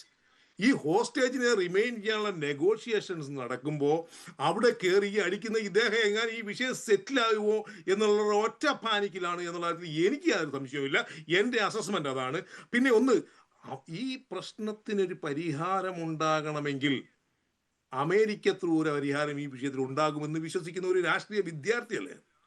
ഈ പ്രശ്നത്തിന് യഥാർത്ഥത്തിൽ ഒരു സൊല്യൂഷൻ ഉണ്ടാകണമെങ്കിൽ, അതായത് ഈ പറഞ്ഞ 57 രാജ്യങ്ങളും അല്ലെങ്കിൽ ഈ വെസ്റ്റേൺ കൺട്രികളും യുണൈറ്റ് ആയിരുന്നു കൊണ്ട് ഈ വിഷയത്തിനൊരു സൊല്യൂഷൻ ഉണ്ടാക്കുക എന്നുള്ളതല്ല. ഇപ്പം പാലസ്തീനെ ബ്രിട്ടൻ അംഗീകരിക്കാൻ പോവാണ്, റെക്കഗ്നൈസ് ചെയ്യാൻ പോവാണ്. മറ്റേ മാക്രോൺ ഫ്രാൻസ് അവരെ റെക്കഗ്നൈസ് ചെയ്യാൻ പോവാണ്. So things are getting into a different kind direction. നമുക്ക് ഇതേ രീതിയിൽ മുമ്പോട്ട് പോയാൽ ബ്ലഡ് ഷെഡ് അല്ലാതെ മറ്റൊന്നും ഉണ്ടാവില്ല. ഓക്കെ, ആ ഒരു പോയിന്റ് ഉണ്ട്. ഞാൻ തിരികെ എത്താം. ശ്രീ MS വേണുഗോപാൽ, അതായത് നേരത്തെ ശ്രീ രഘുനാഥ് ചൈതന്യ പറയുന്നത് വ്യത്യസ്തമായി അദ്ദേഹം പറയുന്നത്, ഈ ഒരു സഖ്യം ഉണ്ടായിട്ടേ നിങ്ങൾ ഈ നിറഞ്ഞു നിൽക്കുന്ന രക്തമൊഴുകുന്ന ഈ ആക്രമണം അവസാനിപ്പിക്കുമെന്ന് കരുതിയാൽ അത് ഉണ്ടാവുകയില്ല എന്നുള്ളൊരു വിഷയമാണ്. ഇത് നെതന്യാഹുവിൻ്റെ യുഗം കഴിഞ്ഞാൽ അവസാനിക്കുന്നതാണ്. ഇതിൽ നെതന്യാഹു എന്നൊരു മാനിയാക്ക്, ആ വാക്കുകൂടിയാണല്ലോ പറയുന്നത്. അതിനപ്പുറത്തേക്ക് ഇതൊന്നുമില്ല എന്ന് പറയുന്നിടത്ത് അറബ് രാഷ്ട്രങ്ങൾ ഇപ്പോൾ എടുത്തിരിക്കുന്ന ഈ തീരുമാനം, അത് ഇന്ത്യ അടക്കമുള്ള രാജ്യങ്ങളെ സംബന്ധിച്ചിടത്തോളം ഇസ്രായേലിനോട് എന്ത് നിലപാടാണെങ്കിലും അറബ് രാഷ്ട്രങ്ങൾ ശക്തമായൊരു തീരുമാനമെടുത്താൽ അതെന്ത് ചെയ്യും? അത് പ്രവാസി ഇന്ത്യക്കാരടക്കമുള്ള ഒരു വിഷയമുണ്ട്. അതല്ലാതെ നമുക്ക് എടുക്കേണ്ടതായിട്ടുള്ള ഒരു ലോക മര്യാദ അടക്കമുള്ള കാര്യങ്ങളുണ്ട്. ഇത് ഏത് ഘട്ടത്തിലേക്ക് പോകും? ഇത് അവിടെ കൊണ്ട് തീരുമോ? ഇതൊരു ഇസ്രായേലിൻ്റെ വിഷയമല്ലാതെ ഇത് നെതന്യാഹുവിൻ്റെ വിഷയം മാത്രമായിട്ട് കണക്കാക്കി ഒരു സ്റ്റാൻഡ് എടുക്കാൻ ഇന്ത്യ അടക്കം രാജ്യങ്ങൾക്ക് കഴിയുമോ? ഇല്ല, അങ്ങനെ ഒരിക്കലും കഴിയില്ലല്ലോ. കാരണം ഇത്ര വലിയ അറ്റാക്കുകൾ നടത്തുമ്പോൾ, പ്രത്യേകിച്ച് ഖത്തറിനെ പോലുള്ള രാഷ്ട്രത്തിലേക്ക് കടന്ന് അറ്റാക്ക് നടത്തുമ്പോൾ തീർച്ചയായിട്ടും ഇന്ത്യക്ക് പോലും അത് ന്യായീകരിക്കാൻ കഴിയില്ല എന്നുള്ളതാണ് സത്യം. മൊസാദിൻ്റെ ചീഫ്, അതിൻ്റെ ഡയറക്ടർ ഡേവിഡ് മർണി എന്താ പറഞ്ഞത്? ഈ കരയുദ്ധം നടത്താനാണ് ഇസ്രായേലി പ്രധാനമന്ത്രി പറഞ്ഞത്, നെതന്യാഹു പറഞ്ഞത് ഖത്തറിലേക്ക്. ആ കരയുദ്ധത്തിന് അദ്ദേഹം തയ്യാറായില്ല. കാരണം അത് ഇൻ്റർനാഷണൽ നോംസിന് വിരുദ്ധമാണ് അങ്ങനെ ഒരു കരയുദ്ധം നമ്മൾ ഇപ്പോൾ ഖത്തറിലേക്ക് നടത്തുന്നത് എന്നുള്ളതുകൊണ്ട് ഡേവിഡ് ബാർണി അത് പാടില്ല എന്ന് പറഞ്ഞു. അതിന് പകരമാണ് അവിടെ എയർ അറ്റാക്ക് തന്നെ നടത്തി ഇസ്രായേലിൻ്റെ താല്പര്യം സംരക്ഷിക്കാൻ അദ്ദേഹം ശ്രമിച്ചത്. ഇസ്രായേൽ ഇപ്പോൾ ചെയ്തുകൊണ്ടിരിക്കുന്ന, അല്ലെങ്കിൽ നെതന്യാഹു ഇപ്പോൾ ചെയ്തുകൊണ്ടിരിക്കുന്ന നടപടികളിൽ ഇസ്രായേലികൾക്ക് എതിർപ്പാണ്. ജെറുസലേമിൽ അദ്ദേഹത്തിൻ്റെ ഭവനത്തിലേക്ക് ആയിരക്കണക്കിന് പേർ ജാഥ നടത്തുകയാണ്. ഈ മരണത്തിൻ്റെ മണിമുഴക്കം നടത്തുന്ന ഈ സർക്കാർ ഇങ്ങനെ ചെയ്യാൻ പാടില്ല, അത് തുടർന്നു പോകാൻ പാടില്ല, നമ്മുടെ ബന്ദികളെയാണ് നമുക്ക് വിട്ടുകിട്ടേണ്ടത്, അതിനാണ് വാദിക്കേണ്ടത് എന്ന് പറഞ്ഞുകൊണ്ട് വരികയുണ്ടായി. അപ്പോൾ നമ്മൾ എന്ത് പറഞ്ഞാലും നമുക്ക് ഒരു വംശത്തിനെ മൊത്തം, ഒരു വംശഹത്യ എന്ന് പറയുന്നത് ലോകത്തിൻ്റെ മനസ്സാക്ഷിക്ക് ചേർന്നതല്ലേ. ഇപ്പം നമ്മളൊരു കാര്യം പറയാം, നമ്മളിപ്പോൾ പാകിസ്ഥാനെ എതിർക്കുന്നു. പാകിസ്ഥാനെ എതിർക്കുന്നത് എന്താണ്? നമ്മൾ 9 പാകിസ്ഥാൻ്റെ തീവ്രവാദ കേന്ദ്രങ്ങളെയാണ് അറ്റാക്ക് ചെയ്തത്. ബഹാവൽപൂർ, മുരിസ്കോ അടക്കം 9 കേന്ദ്രങ്ങളിലാണ് നമ്മൾ അറ്റാക്ക് ചെയ്തത്. അല്ലാതെ നമ്മൾ പാകിസ്ഥാനിലെ മുഴുവൻ ജനതയ്ക്കുമെതിരെ നിന്നാൽ, അല്ലെങ്കിൽ 28 കോടി വരുന്ന ജനങ്ങളെ ഫിനിഷ് ചെയ്താലേ ഇന്ത്യക്ക് സമാധാനം കിട്ടുമെന്ന് നമ്മൾ തീരുമാനിച്ചാൽ അതെവിടെ പോയി അവസാനിക്കും? അതൊരിക്കലും ഇന്ത്യ അങ്ങനെ ഒരു സ്റ്റാൻഡ് എടുക്കില്ല എന്ന് എനിക്ക് ഉറപ്പാണ്. കാരണം നമ്മൾ അടി കൊടുക്കും. അടി കൊടുക്കുന്നത് ആർക്കാണ്? നമ്മുടെ ഏത് പോയിന്റിലേക്കാണ് ആൾ വരുന്നത് അവിടെ അടിക്കുകയാണ്. അങ്ങനെയുള്ള അടികൾക്ക് പിന്നെ ലോകത്തിൻ്റെ മുൻപിൽ ന്യായമുണ്ട്. അത് ആരും നമ്മളെ ചോദ്യം ചെയ്യില്ല. അത് മാത്രമല്ല, അതിൻ്റെ അങ്ങനെ നമ്മൾ ചെയ്യുമ്പോൾ ഉണ്ടാകുന്ന തിരിച്ചടിയും വളരെ കുറവായിരിക്കും. ഇപ്പോൾ തന്നെ അറബ് രാഷ്ട്രങ്ങളുടെ ഈ ഐക്യം, അദ്ദേഹം പറഞ്ഞതുപോലെ അറബ് രാഷ്ട്രങ്ങളുടെ ഐക്യം എന്ന് പറയുന്നത് അസാധ്യമായിരുന്നു. പക്ഷേ ഇത് സാധ്യമാക്കിയിരിക്കുന്നു എന്നുള്ളതാണ് ഇപ്പോൾ നമ്മൾ കാണേണ്ടത്. അറബ് രാഷ്ട്രങ്ങൾ US-നെ പോലും ഉപേക്ഷിച്ചുകൊണ്ട് സ്വന്തമായിട്ടൊരു സെക്യൂരിറ്റി ബോണ്ടേജ് നമ്മുടെ രാഷ്ട്രങ്ങൾക്ക് വേണ്ടി ഉണ്ടാക്കാൻ നമുക്ക് ശ്രമിക്കണമെന്ന് അവർ ചർച്ച നടത്തുന്ന സ്റ്റേജിലേക്ക് ഇതുകൊണ്ട് എത്തിച്ചില്ലേ? അവർ ഇത്രയും നാൾ ആരെയാണ് വിശ്വസിച്ചിരുന്നത്?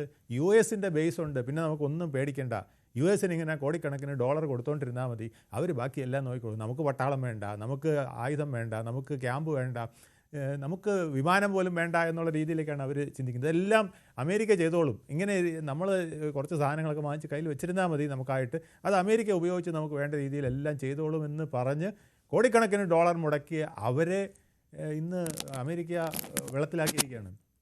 ശരിക്കും പറഞ്ഞാൽ ഇസ്രയേലിനെ അല്ല അവരിപ്പോൾ ചോദ്യം ചെയ്യുന്നത്. കാരണം അമേരിക്കയാണ് ഇസ്രയേൽ എന്ന് പറയുമ്പോൾ, നെഹന്യാഹു എന്ന് പറയുമ്പോൾ ശരിക്കും അറബ് രാഷ്ട്രങ്ങൾ ഇന്ന് ചോദ്യം ചെയ്യുന്നത് US-നെയാണ്. US-ൻ്റെ ഇൻറ്റഗ്രിറ്റിയാണ് ചോദ്യം ചെയ്യുന്നത്, US-ൻ്റെ വിശ്വസനീയത. അതാണ് ഞാൻ പറഞ്ഞത്, വിശ്വാസം. ഖത്തറിന് വിരുന്നൊരുക്കുന്നു, തണുപ്പിക്കാനുള്ള നടപടികളിലേക്ക് അമേരിക്ക കടക്കുന്നു, അതിലൊരു കാര്യവുമില്ല എന്നുകൂടിയാണോ? പക്ഷേ ഒരു ശക്തമായ ഒരു അമേരിക്കൻ വിരുദ്ധ നിലപാടെടുക്കാൻ എന്തായാലും അറബ് രാഷ്ട്രങ്ങൾക്ക് കഴിയുകയില്ല. അതെങ്ങനെയാണ് നമുക്ക് കഴിയുക? കാരണം ഇന്ത്യ നമ്മൾ കോടിക്കണക്കിന് രൂപ അമേരിക്ക കൊടുത്തിട്ട് നമ്മൾ പാകിസ്ഥാൻ്റെ ബോർഡറിൽ അമേരിക്കക്കാരെ നിർത്തിയിരിക്കുകയാണ്. എന്നിട്ട് നമുക്ക് നിർണായക നിമിഷത്തിൽ നമ്മുടെ അകത്ത് ന്യൂഡൽഹി കയറി പിന്നെ പാകിസ്ഥാൻകാരൻ അടിക്കുമ്പം അമേരിക്ക ന്യായം പറഞ്ഞുകൊണ്ട് നിൽക്കുകയാണ്. പിന്നെ ഇത് നമ്മൾ വെച്ചോണ്ടിരിക്കുമോ? നമുക്ക് വെച്ചോണ്ടിരിക്കാൻ കഴിയില്ല. അത് ലോകത്തിൽ ആർക്കാണത് കഴിയുക? നമ്മളൊരു സെക്യൂരിറ്റി ഒരാളെ ഏൽപ്പിക്കുമ്പോൾ ആ സെക്യൂരിറ്റി വീട്ടിലായാൽ പോലും നമ്മളൊരു സെക്യൂരിറ്റിയെ വെച്ചിട്ടുണ്ട്, അയാൾ നിർണായക നിമിഷത്തിൽ മാറി നിന്നിട്ട് പിന്നെ വന്നിട്ട് ന്യായം പറഞ്ഞാൽ എന്താണ് ഇതിനകത്തുള്ളത്? അയാൾ സെക്യൂരിറ്റിയാണോ? അപ്പോൾ അമേരിക്ക ഇന്ന് അറബ് രാഷ്ട്രങ്ങളുടെ മുമ്പിൽ ചോദ്യചിഹ്നമായി നിൽക്കുന്നത് അതുകൊണ്ടാണ് അവർ പറയുന്നത് ചൈനയെ പോലും വേണമെങ്കിൽ നമുക്ക് ഡിപ്പെൻഡ് ചെയ്യാവുന്ന അവസ്ഥയിലേക്ക് വന്നു എന്ന് അവർ ഡിസ്കഷൻ നടത്തിക്കൊണ്ടിരിക്കുന്നതായിട്ടാണ് അറിയുന്നത്. അപ്പോൾ അങ്ങനെ പോകുന്നത് എവിടെ ചെന്നാണ് ഇത് അവസാനിക്കുക? അതുപോലെ തന്നെ നമ്മളൊരു ഇപ്പോൾ ഇസ്രായേലുകാർക്ക് ജീവിക്കണം, ജൂതന്മാർക്ക് ജീവിക്കണം എന്ന് പറയുന്നത് പോലെ തന്നെയല്ലേ മറ്റുള്ളവർക്കും ജീവിക്കണം എന്ന് പറയുന്നത്. നമുക്ക് പൂർണ്ണമായിട്ടും അങ്ങനെ 23 ലക്ഷം വരുന്ന ജനങ്ങളെ മുഴുവൻ കൊന്നൊടുക്കിക്കൊണ്ട് അങ്ങനെ ഒരു പ്രശ്നപരിഹാരം, അങ്ങനെ ഒരു സമാധാനം സാധ്യമാകുമോ? ലോകത്ത് ഒരു പ്രധാന തത്വമുണ്ട്, ലോകത്തൊന്നിനെയും നമുക്ക് പൂർണ്ണമായി നശിപ്പിക്കാൻ, ഉറുമ്പിനെ പോലും പൂർണ്ണമായി നശിപ്പിക്കാൻ ഒക്കില്ല, കൊതുകിനെ നശിപ്പിക്കാൻ ഒക്കില്ല പൂർണ്ണമായും. അത് പ്രകൃതിയുടെ നിയമമാണ്. അങ്ങനെ നമ്മൾ ആരെങ്കിലും ശ്രമിച്ചിട്ടുണ്ടെങ്കിൽ അതിൻ്റെ ഭവിഷ്യത്ത് നമുക്ക് ഒരിക്കലും ഉദ്ദേശിക്കാൻ കഴിയാത്തത്ര വലിയ ശക്തമായിട്ട് നമുക്കിതിനെ തിരിച്ചടിക്കുമെന്നുള്ളതാണ് ഈ ലോകത്തിൻ്റെ പ്രകൃതിയുടെ നിയമം. അതിന് വിരുദ്ധമായിട്ട് നെതന്യാഹു പെരുമാറുന്നത് എന്തുകൊണ്ടാണ്? തീർച്ചയായിട്ടും അദ്ദേഹത്തിൻ്റെ നിലനിൽപ്പ് ഒരു വലിയ ഘടകമാണ്. പക്ഷേ അതോടൊപ്പം അപ്പോൾ ഞാൻ ചോദിക്കുന്നത്, ഈ അറബ് സമ്മിറ്റ് നമ്മൾ ഈ പറഞ്ഞ ടൈമാണ്, ഈ ഒരു വാർണിംഗ് വരുമ്പോഴേക്കും എടുക്കുന്ന കടുത്ത നിലപാട്, അപ്പോൾ സ്വാഭാവികമായിട്ടും നെതന്യാഹു എന്താണ് കരുതുന്നത്? മറ്റൊരു തരത്തിലേക്കും അറബ് രാഷ്ട്രങ്ങൾ ഇനി കടക്കുകയില്ല. ഇത് വെറും, നേരത്തെ ശ്രീ രഘുനാഥ് ചൈതന്യ പറഞ്ഞ, ഇത് വെറും രാഷ്ട്രീയ പ്രസ്താവനയല്ല, ഇതിൽ ഒരു നടപടി ഉണ്ടാകുമെന്ന് കരുതിയും നെതന്യാഹു ഈ കടുത്ത നീക്കത്തിലേക്ക് കടക്കുമോ ഈ മണിക്കൂറിൽ? അങ്ങനെ ചെയ്യേണ്ട അവസ്ഥയിൽ അദ്ദേഹം വിചാരിക്കുന്നത് ഒരു ഭീഷണി നിരന്തരമായിട്ടും ആരാണോ ഹമാസിനെ പിന്തുണയ്ക്കുന്നത്, അല്ലെങ്കിൽ ആരാണോ ഹമാസിന് വേണ്ടി വാദിക്കുന്നത്, അവർക്കെതിരെ ഞങ്ങൾ ശബ്ദമുയർത്തും, ഞങ്ങൾ തോക്കുയർത്തും, അല്ലെങ്കിൽ വെടിവെക്കും എന്ന് പറയുന്ന ഒരു സാഹചര്യം ഉണ്ടായാൽ ഇതെല്ലാം തണുക്കുമെന്നാണ് അദ്ദേഹം വിചാരിക്കുന്നത്. പക്ഷെ അങ്ങനെ വരില്ലല്ലോ. അതല്ലേ നമ്മൾ ലോകത്ത് കണ്ടിട്ടുള്ളത്. നമ്മൾ ആരാണോ ആയുധമെടുക്കുന്ന ആരാണോ അവർക്കെതിരെ ആയുധമെടുക്കാൻ എതിർ വിഭാഗം തയ്യാറാകും. അത് ലോകത്തെ ഒരു നിയമമാണ്, ലോകത്തെ ഒരു തത്വമാണ്. നമുക്കത് നിഷേധിക്കാൻ കഴിയില്ല. ഒരു രാഷ്ട്രത്തിനും മറ്റൊരു രാഷ്ട്രത്തിനെ പൂർണ്ണമായി നശിപ്പിച്ചുകൊണ്ട് പലസ്തീൻ എന്ന് പറഞ്ഞൊരു രാജ്യമേ പാടില്ല എന്ന് നമുക്ക് എങ്ങനെയാണെന്ന് പറയാൻ കഴിയുക? അത് ഞങ്ങളുടെ നിലനിൽപ്പിൻ്റെ പ്രശ്നമാണ്, ഇസ്രായേലിൻ്റെ നിലനിൽപ്പിൻ്റെ പ്രശ്നമാണ്, അതുകൊണ്ട് പാലസ്തീൻ വേണ്ട എന്ന് പറയുന്നത്, ഗാസ മുഴുവൻ ഞങ്ങൾ പിടിച്ചടക്കും, എന്നിട്ട് അവിടെ ഞങ്ങൾ ടൂറിസ്റ്റ് കേന്ദ്രമാക്കും എന്ന് പറയുന്നത് എങ്ങനെയാണ് ശരിയാകുക? അവിടുത്തെ 23 ലക്ഷം ജനങ്ങൾ എവിടെ പോകും? നമ്മൾ ജീവിക്കുന്ന ഭൂമിയിൽ നിന്ന്, ഇപ്പോൾ ഇന്ത്യയിൽ നമ്മൾ കേരളത്തിലാണ് ജീവിക്കുന്നത്, ഈ കേരളത്തിലെ 3.5 കോടി ജനങ്ങളെ ഇവിടുന്ന് ഓടിച്ച് വേറെ സ്ഥലത്തേക്ക് വിടുന്നത് എന്താണ് അതിൻ്റെ അർത്ഥം? അതിൽ വരുന്ന ബുദ്ധിമുട്ട് നിങ്ങൾ ആലോചിച്ച് നോക്കുക. ഇത്രയും ജനങ്ങൾ ഇവിടുന്ന് നേരെ തമിഴ്നാട്ടിലേക്കോ അല്ലെങ്കിൽ ആന്ധ്രയിലേക്കോ കർണാടകത്തിലേക്കോ മാറിക്കോണം, ഈ കേരളം മൊത്തം സ്ട്രിപ്പ് ഞങ്ങൾ പിടിച്ചടക്കാൻ പോവുകയാണെന്ന് ആരെങ്കിലും പറഞ്ഞാൽ അതിന്റെ ക്ലേശം എത്രയാണ് അതാണ് അത് മനസ്സിലാക്കാൻ കറക്റ്റ്. അതാണ് ശ്രീ രഘുനാഥ് ചേതന ഇപ്പോൾ നമ്മൾ ഈ ചർച്ച നയിച്ചുകൊണ്ടിരിക്കുന്ന ഈ മണിക്കൂറിലൊക്കെ ലോക മാധ്യമങ്ങളുടെ പേജുകൾ മുഴുവൻ പലായനം ചെയ്തുകൊണ്ടേയിരിക്കുന്ന ഗസയിലുള്ളവർ പലായനം ചെയ്തുകൊണ്ടിരിക്കുന്ന കാഴ്ചകൾ എവിടെ പോകുമെന്നുള്ളൊരു ചോദ്യം അവിടെ വരികയാണ്. ഒറ്റയടിക്ക് വംശഹത്യ നടത്തുക, ഒറ്റയടിക്ക് ഈ പലസ്തീൻ ഇല്ലാതാക്കുക, അത് UN പറയുന്നു ജനസൈഡ് നടക്കുകയാണ് എന്ന് പറഞ്ഞാലും വിഷയമല്ല എന്ന് പറയുന്നത് താങ്കൾ പറയുന്നത് പോലെ അത് ജൂതർക്ക് ജീവിക്കാനുള്ള നിലനിൽപ്പല്ല, അത് ഇസ്രയേലിൻ്റെ വാദമല്ല, അത് നെതന്യാഹു എന്ന് പറയുന്ന നേതാവിൻ്റെ മാത്രം തന്ത്രമാണ്. നെതന്യാഹുവിൻ്റെ ഇറ കഴിയുമ്പോൾ ഇത് അവസാനിക്കുമെന്ന് പറയുന്നൊരു ഒരു ഒരു വാദമുണ്ടല്ലോ. നേരത്തെ ശ്രീ അഡ്വക്കേറ്റ് ബൈജുവും ഇപ്പോൾ ശ്രീ MS വേണുഗോപാലും പറയുന്നത് അതിനെയാണ് സപ്പോർട്ട് ചെയ്യുന്നത്. അതിനുള്ള മറുപടി ശ്രീ അപർണ, ഫസ്റ്റ് തിങ്, നെതന്യാഹുവിന്റെ ഇറ കഴിയുമ്പോൾ ഇത് അവസാനിക്കും എന്ന് പറയുന്നതിനകത്ത് അർത്ഥമില്ല. കാരണം നെതന്യാഹുവിന്റെ ഇറ തുടങ്ങുന്നതിന് മുമ്പ് ഈ പ്രശ്നമുണ്ട്. 1948 ആണ് ഇസ്രായേൽ രാഷ്ട്രം രൂപീകരിച്ചു കഴിഞ്ഞപ്പോൾ ഇസ്രായേലിനെ ഞങ്ങൾ തുടച്ചു മാറ്റി ഇത് മുഴുവൻ പലസ്തീന്റെ ആക്കും എന്ന് പ്രഖ്യാപിച്ചു. കാരണം വൺ നേഷൻ തിയറി ആദ്യമായിട്ട് കൊണ്ടുവരുന്നത് പലസ്തീനികളാണ്. ഇസ്രായേൽ അപ്പൊ പറഞ്ഞു, ഇസ്രായേൽ ഇപ്പോഴാണ് വൺ നേഷൻ തിയറി പറയുന്നത്, ഇത് മുഴുവൻ ഞങ്ങൾ പിടിച്ചെടുക്കുമെന്ന് പറയുന്നു. അവിടെ നിൽക്കട്ടെ. പിന്നെ ഒരു ജനോസൈഡ് അല്ലെങ്കിൽ ഒരു എത്നിക്കൽ ക്ലെൻസിങ് അല്ലല്ലോ ഇസ്രായേൽ പറഞ്ഞിരിക്കുന്നത്. ഇസ്രായേൽ പറഞ്ഞിരിക്കുന്നത് എന്താ? ഹമാസ് തീവ്രവാദികളെ ഉന്മൂലനം ചെയ്യും, അവർ ലോകത്തിന്റെ ഏത് ഭാഗത്തുണ്ടെങ്കിലും ഞങ്ങൾ അവരെ വെച്ചേക്കല്ല, ഞങ്ങൾ അവരെ ഉന്മൂലനം ചെയ്യും, തെരഞ്ഞു പിടിച്ച് കൊല്ലുമെന്ന് പറഞ്ഞു. ഇതിന് നമുക്ക് അത് അവർ ചെയ്യും എന്നുള്ള കാര്യത്തിൽ സംശയമൊന്നും വേണ്ട. ഇത് നെതന്യാഹുവിന്റെ മാത്രം പ്രശ്നമല്ല. ഇസ്രായേൽ ആര് ഭരിച്ചിട്ടുണ്ട് അവർക്കെല്ലാം ഇതേ പ്രശ്നങ്ങൾ ഫേസ് ചെയ്തേണ്ടി വന്നിട്ടുണ്ട്. ഇവർ ഇതുപോലെ തന്നെ റിയാക്ട് ചെയ്തിട്ടുണ്ട്. ഒരു ഉദാഹരണം വരാം, 1972 ഒളിമ്പിക്സ്. അപ്പൊ എത്ര വർഷം മുമ്പാണെന്നും കൂടെ ആലോചിക്കണം. അന്ന് എൻറ്റയർ ഇസ്രായേലി ഒളിമ്പിക് ടീമിനെ ഇവർ വന്നിട്ട് പിന്നെ 8 തീവ്രവാദികൾ വന്നിട്ട് മൊത്തമായിട്ട് അവരെ കൊന്നില്ലേ അവിടെ ഇട്ടിട്ട്? ഒളിമ്പിക്സ് പോലും ക്യാൻസൽ ചെയ്യുന്ന ഒരു അവസ്ഥ വന്നില്ലേ? എന്നിട്ട് കുറെ പേരെ പിടിച്ചോണ്ട് പോയി. അപ്പൊ ഇതിന്റെ പ്ലാനിങ്ങും എല്ലാം അടക്കമായിട്ട് അപ്പൊ അതിൽ 8 പേരിൽ 5 പേരെ അവിടെ വെച്ച് തന്നെ അന്ന് സെക്യൂരിറ്റി ഫോഴ്സസ് കൊല്ലുകയുണ്ടായി. ബാക്കി 3 പേരെ പിന്നെ പിടികിട്ടിയില്ല. പിന്നീട് ഫ്രാൻസ് അവരെ പിടിച്ചതിന് ശേഷം അവരെ വെറുതെ വിട്ടു. അങ്ങനെ മൊത്തം പിന്നീട് ഒരു 18 പേര് ഈ എൻറ്റയർ ഓപ്പറേഷനിൽ ഉണ്ടായിരുന്നു. ഈ 18 പേരെയും 2 ഡീക്കേഡാണ്, അതായത് 2 ദശാബ്ദങ്ങൾ 20 വർഷത്തോളം എടുത്തിട്ട് ഇസ്രായേൽ ഓരോരുത്തരെയായിട്ട് ലോകത്തിന്റെ പല ഭാഗത്തു നിന്നായിട്ട് തീർത്ത് കളഞ്ഞു. അത് ജൂതരുടെ ഒരു സ്വഭാവമാണ്. എന്തിനാ അവരെ ചെയ്തത്? ജൂതർ എന്തിനാ അങ്ങനെ തീർത്തതെന്ന് ചോദിച്ചു കഴിഞ്ഞാൽ ഇസ്രായേലിനെ കുറ്റം പറയുന്നവർ ആലോചിക്കണം. ഇസ്രായേലിന്റെ ഒളിമ്പിക് ടീമിനെ 1972 എന്തിനാ ഇവര് കൊന്നത്? അപ്പൊ അതിന് റിട്ടാലിയേറ്റ് ചെയ്യണ്ടേ? അല്ലെങ്കിൽ നമ്മൾ പറയും നമ്മൾ പഴം പിഴുങ്ങിയിരിക്കുകയാണോ, നിന്റെ കയ്യിൽ എന്താ വളയായിരുന്നു എന്നൊക്കെ ചോദിക്കുന്ന ചോദ്യങ്ങളുണ്ട്. ഇനി വേറൊരു കാര്യം കൂടെ കൊണ്ടെന്ന് പറഞ്ഞു കഴിഞ്ഞാല്, പക്ഷേ അപ്പോഴും ശ്രീ ഞാൻ ഇടപെട്ട് പറയുന്നത് 2 രാജ്യങ്ങൾ തമ്മിലുള്ള വിഷയമാണ്. ഇന്ത്യയും പാകിസ്ഥാനും ഉള്ളതുപോലെയുള്ള 2 രാജ്യങ്ങൾ തമ്മിലുള്ള വിഷയം, അല്ലെങ്കിൽ അതിൽ ഭയാനകമായിട്ടുള്ള കാര്യം. പക്ഷേ ഇതിപ്പോൾ എത്ര രാഷ്ട്രങ്ങൾക്കെതിരെയാണ്? ഇങ്ങനെ ഒരു ബെൽറ്റാണ് നിൽക്കുന്നത്. അതിൽ അറബ് രാഷ്ട്രങ്ങൾ മാത്രമല്ല എന്നുള്ളതാണ്, അതിൽ യൂറോപ്യൻ രാഷ്ട്രങ്ങളുമുണ്ട്. റഷ്യ പോലെയുള്ള രാഷ്ട്രങ്ങൾക്കൊക്കെ നിലപാട് ഇനിയും ഇസ്രായേൽ അനുകൂലമായിട്ടുള്ള നിലപാടല്ല. അങ്ങനെ ചൈന അടക്കം എടുക്കുന്ന നിലപാട് എന്നുള്ളൊരു ചോദ്യമൊക്കെ ഉയർത്തുന്ന ഒരു സാഹചര്യത്തിലേക്ക് കാര്യങ്ങൾ പോകുന്നു. ഇവിടെ പ്രശ്നം എവിടാന്നറിയാവോ? ഒരാള് ഒരുത്തനെ പോയിട്ട് ഒരു 5-6 അടി കൊടുക്കും, മറ്റവൻ അടി തുടങ്ങിയിട്ട് അടി നിർത്തുന്നില്ല. അപ്പൊ ഇതില് ആദ്യം ഇത് തുടങ്ങി വെച്ചവനാണോ കുറ്റക്കാരൻ? പക്ഷേ ഈ മറ്റവൻ അടിക്കുന്നത് അടിച്ചവനെ മാത്രമല്ല, വഴി കൂടെ പോകുന്നവരെല്ലാവരും അടിക്കുന്നിടത്താണ് വിഷയം. അല്ല, ഇവിടെ വിഷയം നമ്മൾ നോക്കേണ്ട കാര്യം എന്ന് പറഞ്ഞു കഴിഞ്ഞാല് എത്ര രാജ്യങ്ങളിൽ തീവ്രവാദി സംഘടനകൾ സജീവമായിട്ടുണ്ട്, അതിൽ എത്ര പേര് ഇസ്രായേലിനെതിരെ നീങ്ങുന്നുണ്ട്. സിറിയയുമായിട്ട് പ്രശ്നമുണ്ടല്ലോ, സിറിയക്കാർ ഇസ്രായേലുമായിട്ട് പ്രശ്നമുണ്ട്, ഹമാസ് ഉണ്ട്, ഹിസ്ബുള്ളയുണ്ട്, ഹൂത്തികളുണ്ട്, ഇവരെല്ലാം ഉണ്ടല്ലോ. ഇതിനകത്ത് ഞാൻ വേറൊരു കാര്യം കൂടെ പറയാം. ഒന്നാമത്തെ കാര്യം, ഇപ്പം നേരത്തെ ബൈജു ഒരു ചോദ്യം ചോദിച്ചായിരുന്നു. ഞാൻ മിസ്റ്ററിനൊന്നും ചേർക്കുന്നില്ല, കാരണം എന്റെ പേര് പറയുമ്പോൾ അത് ചേർത്തിട്ടില്ലാത്തത് കൊണ്ടാണ് ഞാൻ മനഃപൂർവ്വം ഉപയോഗിക്കാത്തത്. പിന്നെ ഒരു ചോദ്യം ചോദിച്ചായിരുന്നു, പീസ് ടോക്കിന് വേണ്ടിയാണെന്ന് പറഞ്ഞിട്ട് കൊല്ലാനായിരുന്നു എന്തിനാ ഞങ്ങളെ വിളിപ്പിച്ചതെന്നുള്ളത്. നമ്മൾ ആ പീസ് ടോക്ക് ഇനീഷ്യേറ്റ് ചെയ്യുന്ന ആരാ? അമേരിക്കയാണ്. ട്രംപ് ഒരു പ്രപ്പോസൽ വെച്ചു, അതിനകത്ത് കുറെ ടേംസ് ആൻഡ് കണ്ടീഷൻസ് വെച്ചു. ഇന്ന രീതിയിൽ നമുക്ക് ഇവിടെ ഇത് അവസാനിപ്പിക്കാം എന്നൊരു പ്രപ്പോസൽ വെച്ചു. അപ്പൊ ഇസ്രായേൽ അത് അംഗീകരിച്ചു. ഹമാസിന്റെ നേതൃത്വം അത് അംഗീകരിച്ചില്ല, അവരത് തള്ളിക്കളഞ്ഞു. അത് കഴിഞ്ഞതിന് ശേഷമാണ് ഇസ്രായേലിൽ പോയിട്ട് അവിടുത്തെ 6 പേരെ, ഒരു ബസ് സ്റ്റോപ്പിൽ വെയിറ്റ് ചെയ്തിരിക്കുന്ന 6 പേരെ ഇവർ പോയിട്ട് കൊല്ലുന്നത്. എന്തുകൊണ്ട് മാധ്യമങ്ങൾ ഇത് ചർച്ച ചെയ്യുന്നില്ല? ഇതിനെക്കുറിച്ച് ആരും മിണ്ടുന്ന പോലും ഇല്ലല്ലോ.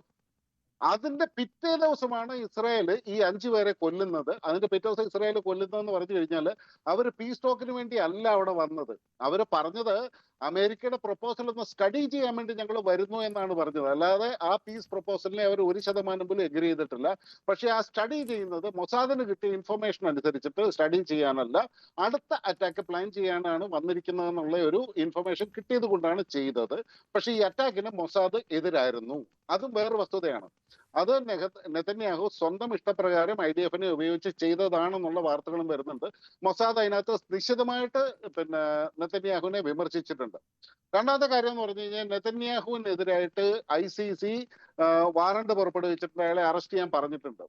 അറസ്റ്റ് ചെയ്യണം എന്ന് പറഞ്ഞു കഴിഞ്ഞാൽ അറസ്റ്റ് ചെയ്യാൻ പറഞ്ഞത് കൊണ്ട് ഇയാൾ കുറ്റവാളിയായെന്ന് തീരുമാനിച്ചിട്ടില്ല. ഇനി ഇതിന് വിചാരണ നടന്ന് കഴിഞ്ഞതിന് ശേഷമാണ് കുറ്റവാളിയാണോ അല്ലെന്ന് അറിയുന്നത്. പക്ഷെ അതിനകത്ത് ഇവർ ക്രൈം ആരോപിച്ചിട്ടുണ്ട്. അത് പ്രകാരം അറസ്റ്റ് ചെയ്യണമെന്ന് പറഞ്ഞിട്ടുണ്ട്. പല രാജ്യങ്ങളും നെതന്യാഹു ഈ രാജ്യത്ത് കാല് കുത്തിയാൽ അറസ്റ്റ് ചെയ്യും എന്ന് പറഞ്ഞിട്ടുണ്ട്. നെതന്യാഹു അങ്ങോട്ട് പോകുന്നില്ല. പിന്നെ മറ്റൊരു ഇതെന്ന് പറഞ്ഞു കഴിഞ്ഞാല് ഇതുപോലെ തന്നെ ബൈജു പറഞ്ഞെന്ന് പറഞ്ഞു കഴിഞ്ഞാൽ നാസികളെ ഉന്മൂലനാശനം ചെയ്തു, അവരെ ഒരുപാട് കൊന്നു ഒടുക്കി എന്ന് പറയുന്നു. അങ്ങനെയല്ല മിസ്റ്റർ ബൈജു. നാസികളാണ് ജൂതന്മാരെ ഇസ്രായേലിലെ ഹോളോകോസ്റ്റിൽ 7 മില്യൺ ജൂതന്മാരെ കൊന്നു കളഞ്ഞത്. അവിടെ താങ്കൾക്കൊരു ചെറിയൊരു പെശക് പറ്റിയിട്ടുണ്ട്. അതിനെ ഞാനൊന്ന് തിരുത്തിയെന്നേ ഉള്ളൂ. അത് ചിലപ്പോൾ നാക്കുവഴിയായിരിക്കാം. പിന്നെ ഒരു ചോദ്യം ചോദിച്ചു, രഘുവിന്റെ അയലക്കത്ത് ഒരു ഹമാസുകാരൻ വന്നിരുന്നു കഴിഞ്ഞാൽ അവനെ ഇസ്രായേൽ വന്ന് ഇന്ത്യയുടെ സോവറിറ്റിനെ ചാലഞ്ച് ചെയ്തുകൊണ്ട് കൊന്നു കഴിഞ്ഞാൽ ഞാൻ അനുകൂലിക്കുമോ ഇല്ലയോ എന്ന് ചോദിച്ചു. എന്റെ നെയ്ബർഹുഡിൽ ഒരു ഹമാസുകാരൻ വന്നിരുന്നെന്നുണ്ടെങ്കിൽ അത് റിപ്പോർട്ട് ചെയ്യാനുള്ള ഒരു പൗരനെന്നുള്ള നിലയ്ക്ക് അത് ഞാൻ അറിഞ്ഞെങ്കിൽ അത് റിപ്പോർട്ട് ചെയ്യാനുള്ള കടമ എനിക്കുണ്ട്. എന്റെ നെയ്ബർഹുഡിൽ വന്നിരുന്നു എന്നുണ്ടെങ്കിൽ ഇത് ഹമാസുകാരനാണെന്നുണ്ടെങ്കിൽ, ഒരു നുഴഞ്ഞുകയറ്റക്കാരനാണെന്നുണ്ടെങ്കിൽ, ഒരു അനധികൃതമായിട്ട് വന്ന ഒരാളാണെന്നുണ്ടെങ്കിൽ ആ നെയ്ബർഹുഡിൽ ഇരിക്കുന്നവർക്ക് അത് റിപ്പോർട്ട് ചെയ്യാനായിട്ടുള്ള കടമയുണ്ട്. നമ്മൾ എന്തുകൊണ്ടാണ് കടമ ചെയ്യുന്നില്ല? ഇപ്പൊ കാശ്മീർ നമ്മുടെ മുമ്പിൽ ഇത്രയും വലിയൊരു എക്സാമ്പിൾ ആയിട്ട് കിടക്കുകയാണ്. ലോക്കൽ സപ്പോർട്ടോടു കൂടിയാണ് ഇവരിതെല്ലാം ചെയ്തിട്ടുള്ളത്. എന്തുകൊണ്ട് ഈ ലോക്കൽസ് അത് റിപ്പോർട്ട് ചെയ്യുന്നില്ല? അപ്പം നമ്മൾ റിപ്പോർട്ട് ചെയ്യാതിരിക്കുന്നത് നമ്മുടെ രാജ്യത്തിനെതിരായിട്ട്, അത് വേറെ രാജ്യത്തെ ആയിക്കോട്ടെ, ഒരു തീവ്രവാദി അല്ലെങ്കിൽ ഒരു കള്ളനോ അതുപോലെയുള്ള ഒരാള് നമ്മൾ ഒളിപ്പിച്ചു വെക്കുന്ന അതിനേക്കാളും വലിയൊരു കുറ്റമല്ലേ?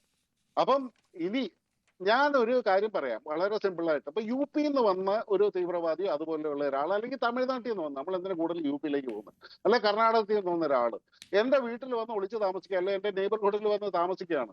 അപ്പൊ കർണാടകത്തിൽ നിന്ന് വന്ന ആളാണെന്നുണ്ടെങ്കിൽ കർണാടക പോലീസ് അയാളെ വന്ന് അറസ്റ്റ് ചെയ്തുകൊണ്ട് പോയി കഴിഞ്ഞാല് ഒരാളുടെ വീട്ടിൽ അയാളുടെ എന്താ പറയാ സോവറിറ്റിനെയാണോ അറ്റാക്ക് ചെയ്യണത്? അയാളത് റിപ്പോർട്ട് ചെയ്യണമായിരുന്നു. റിപ്പോർട്ട് ചെയ്തില്ല എന്നുണ്ടെങ്കിൽ വന്ന് പൊക്കിക്കൊണ്ട് പോവും. അത് സ്വാഭാവികമാണ്. പിന്നെ ആ ചെയ്തത് ഇഷ്ടപ്പെട്ടില്ല എന്നുണ്ടെങ്കിൽ തിരിച്ചടിക്കാൻ കരുത്തുണ്ടെങ്കിൽ തിരിച്ചടിച്ചോ. ഞാൻ ഈ പറഞ്ഞ പോലെ ഇസ്രായേൽ ചെയ്തതെന്ന് പറഞ്ഞു കഴിഞ്ഞാല് ഈ 18 എണ്ണത്തിനെ 2 ഡിക്കേഡ് എടുത്തിട്ടാണെന്നുണ്ടെങ്കിലും തെരഞ്ഞു പിടിച്ച് ഓരോ രാജ്യത്തും പോയിട്ട് കൊന്നു. കുറച്ച് വർഷം മുമ്പ് ദുബായിൽ ഇതുപോലെ ഒരു ഓപ്പറേഷൻ ഇസ്രായേൽ നടത്തിയല്ലോ. ആ ഒരു വ്യക്തിനെ, അവർക്ക് ടാർഗറ്റ് ചെയ്യപ്പെടേണ്ട ഒരു വ്യക്തിനെ നിങ്ങൾ സംരക്ഷിച്ചു, അവനെ ഞങ്ങൾ കൊന്നു, നിങ്ങളേറെ ഞങ്ങൾ ഉപദ്രവിച്ചിട്ടില്ലല്ലോ. പിന്നെ അദ്ദേഹം പറഞ്ഞ മറ്റൊരു പോയിന്റ് ആയിരുന്നു യുക്രൈൻ ഇസ്രായേൽ ക്രൈസിസും അതുപോലെ തന്നെ യുക്രൈൻ റഷ്യൻ ക്രൈസിസും ഇസ്രായേലില് ഈ ഹമാസ് ക്രൈസിസും എല്ലാം ട്രംപ് വന്നതിന് ശേഷമാണ് ഉണ്ടായെന്ന്. ട്രംപ് വരുന്നത് എപ്പോഴാണ്? 2025. യുക്രൈൻ യുദ്ധം ഉണ്ടാകുന്ന എപ്പോഴാണ്? 2022. ഹമാസ് ഇസ്രായേൽ പ്രശ്നം ഇപ്പൊ ലേറ്റസ്റ്റ് ഉണ്ടാകുന്ന എപ്പോഴാണ്? 2023. ഇപ്പൊ നടക്കുന്ന അതിന്റെ തുടർച്ചയാണ്. ട്രംപിനെ കൊണ്ട് അറിയുന്ന രീതിയിൽ, ഞാൻ ട്രംപിനെ ന്യായീകരിക്കുന്നതല്ല, അയാള് ഒരു കാരണവശാലും വെടിവെച്ചെടുത്ത് കൊടവെക്കല്ല, അയാളെ വിശ്വസിക്കാൻ കൊള്ളില്ല. നിങ്ങൾ രണ്ടുപേരും പറഞ്ഞ ആ വാദത്തോട് ഞാൻ യോജിക്കുന്നു.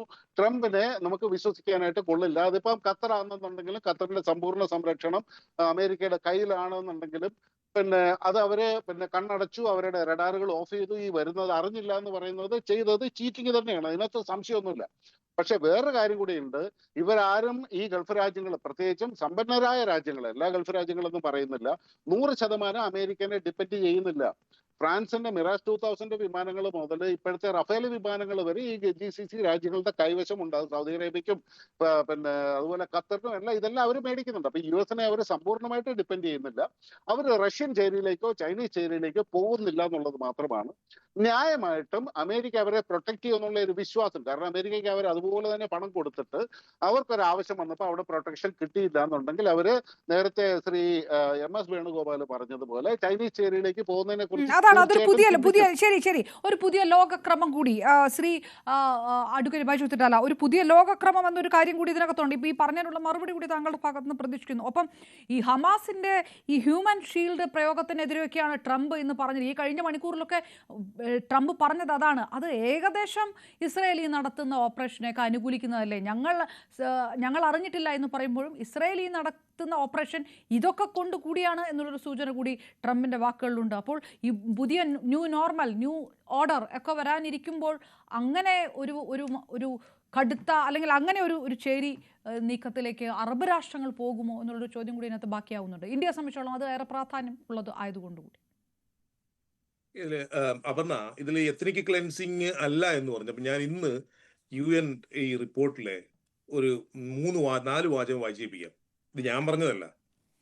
Killing members of A group, causing serious bodily and mental harm to the members of a group, deliberately inflicting conditions of life calculated to bring about the destruction of the group in whole or part, imposing measures intended to prevent birth, deliberately inflicting conditions calculated to destroy the group and preventing birth. ഇത് ഞാൻ പറഞ്ഞതല്ല, UN ജെനിസൈഡ് define ചെയ്ത് വെച്ചിരിക്കുന്നത്.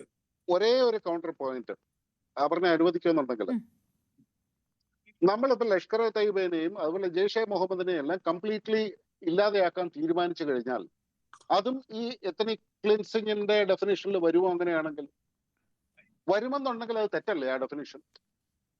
അല്ല, ഇപ്പൊ യുഎനിലെ ജെനിസൈഡ് convention ഒന്നും മാറ്റിയിരുന്ന എന്നെ കൊണ്ട് പറ്റില്ലല്ലോ. അതല്ല, ഞാനിപ്പോ ഉള്ള ആക്ട് അതുപോലെ വായിച്ചേപ്പിക്കുക. ഞാൻ നിങ്ങൾ മാറ്റി എഴുതാനല്ലേ പറഞ്ഞത്? ഞാൻ ഈ ചോദിച്ച കാര്യം അല്ല, ഹമാസിനെയാണ് ഇവര് തീർക്കുമെന്ന് പറയുന്നത്. ഹമാസ് എന്ന് പറയുന്നത് ഒരു തീവ്രവാദി ഗ്രൂപ്പാണ്. നിങ്ങൾ അങ്ങനെയാണ് പറയുന്നത്, പക്ഷേ you are literally massacring the people, poor children, pregnant woman. അത് ഈ ഹമാസ് അവരെ കവറായിട്ട് ഉപയോഗിക്കുന്നുണ്ടല്ലേ? അല്ല, അതുകൊണ്ട് കൊച്ചു പിള്ളേരെ കവറായിട്ട് യൂസ് ചെയ്ത് ഇത് എവിടെയാ അടിക്കുന്നത്? അതിനെ പറഞ്ഞത് അങ്ങനെയാണെന്നുണ്ടെങ്കിൽ ഇസ്രായേൽ നിങ്ങൾ പറയുന്നത് ഈ ഹമാസുകാർ എന്തോ വേണേ ചെയ്തോട്ടെ, അവരിങ്ങനെ ഈ സാധാരണ സിറ്റിസൺസിനെയും സ്ത്രീകളെയും കവറായിട്ട് ഉപയോഗിക്കുന്നതുകൊണ്ട് ഇസ്രായേൽ തിരിച്ചടിക്കാൻ പാടില്ല. ഇസ്രായേലിങ്ങനെ അങ്ങനെ ഞാൻ പറഞ്ഞു. അങ്ങനെ ഏതെങ്കിലും വേൾഡ് രാജ്യങ്ങൾ പറഞ്ഞോ ഈ വിഷയം സമാധാനപരമായി തീരണം, ഈ വിഷയം ബയലാറ്ററൽ എഗ്രിമെന്റിലൂടെ തീരണം, നെഗോഷിയേഷൻ നടന്നുകൊണ്ടിരിക്കുകയാണ്, അതിൽ കയറി മറ്റൊരു രാജ്യത്ത് കയറി അടിക്കുകയാണ്. താങ്കൾ പറഞ്ഞ UPയും കേരളവും ഇസ്രായേലും ഖത്തറും ഒരുപോലെ കമ്പയർ ചെയ്യുന്നത് ഇറ്റ് ഹസ് നത്തിങ്. ഒരു എക്സാമ്പിൾ കോട്ട് ചെയ്യുമ്പോൾ അത് കമ്പാരിസൺ അല്ല. ഒരു എക്സാമ്പിൾ കോട്ട് ചെയ്യുന്നത് കമ്പാരിസൺ. നിങ്ങൾ യുപിനെയും കേരളത്തിനെയും കമ്പയർ ചെയ്യാണ്.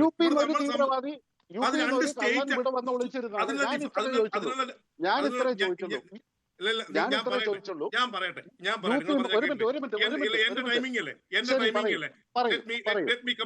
എനിക്ക് മറുപടി തരാനുള്ള അവസരം. ഈ ടൈം എന്താണ്? അതായത് UPയിലോ ആന്ധ്രാപ്രദേശിലോ കേരളത്തിലോ ഉള്ള പോലെയാണ് ഖത്തറിലും ഇസ്രായേലും തമ്മിലുള്ള ഒരു ഇഷ്യൂ എന്നാണ് താങ്കൾ കമ്പയർ ചെയ്യുന്നെങ്കിൽ അങ്ങനെയല്ല പറഞ്ഞത്. ഞാൻ അവിടെ കമ്പയർ ചെയ്തതെന്ന് പറഞ്ഞു കഴിഞ്ഞാൽ ഒരു മിനിറ്റ് ഒരു കള്ളൻ UPയിൽ നിന്ന് ഇവിടെ വന്ന് കേരളത്തിൽ വന്ന് ഒളിച്ചിരുന്നാൽ UP പോലീസ് ഇവിടെ വന്ന് അവനെ പൊക്കിക്കൊണ്ട് പോകുന്നത് ന്യായമാണെങ്കിൽ ഒരു മിനിറ്റ് അല്ല.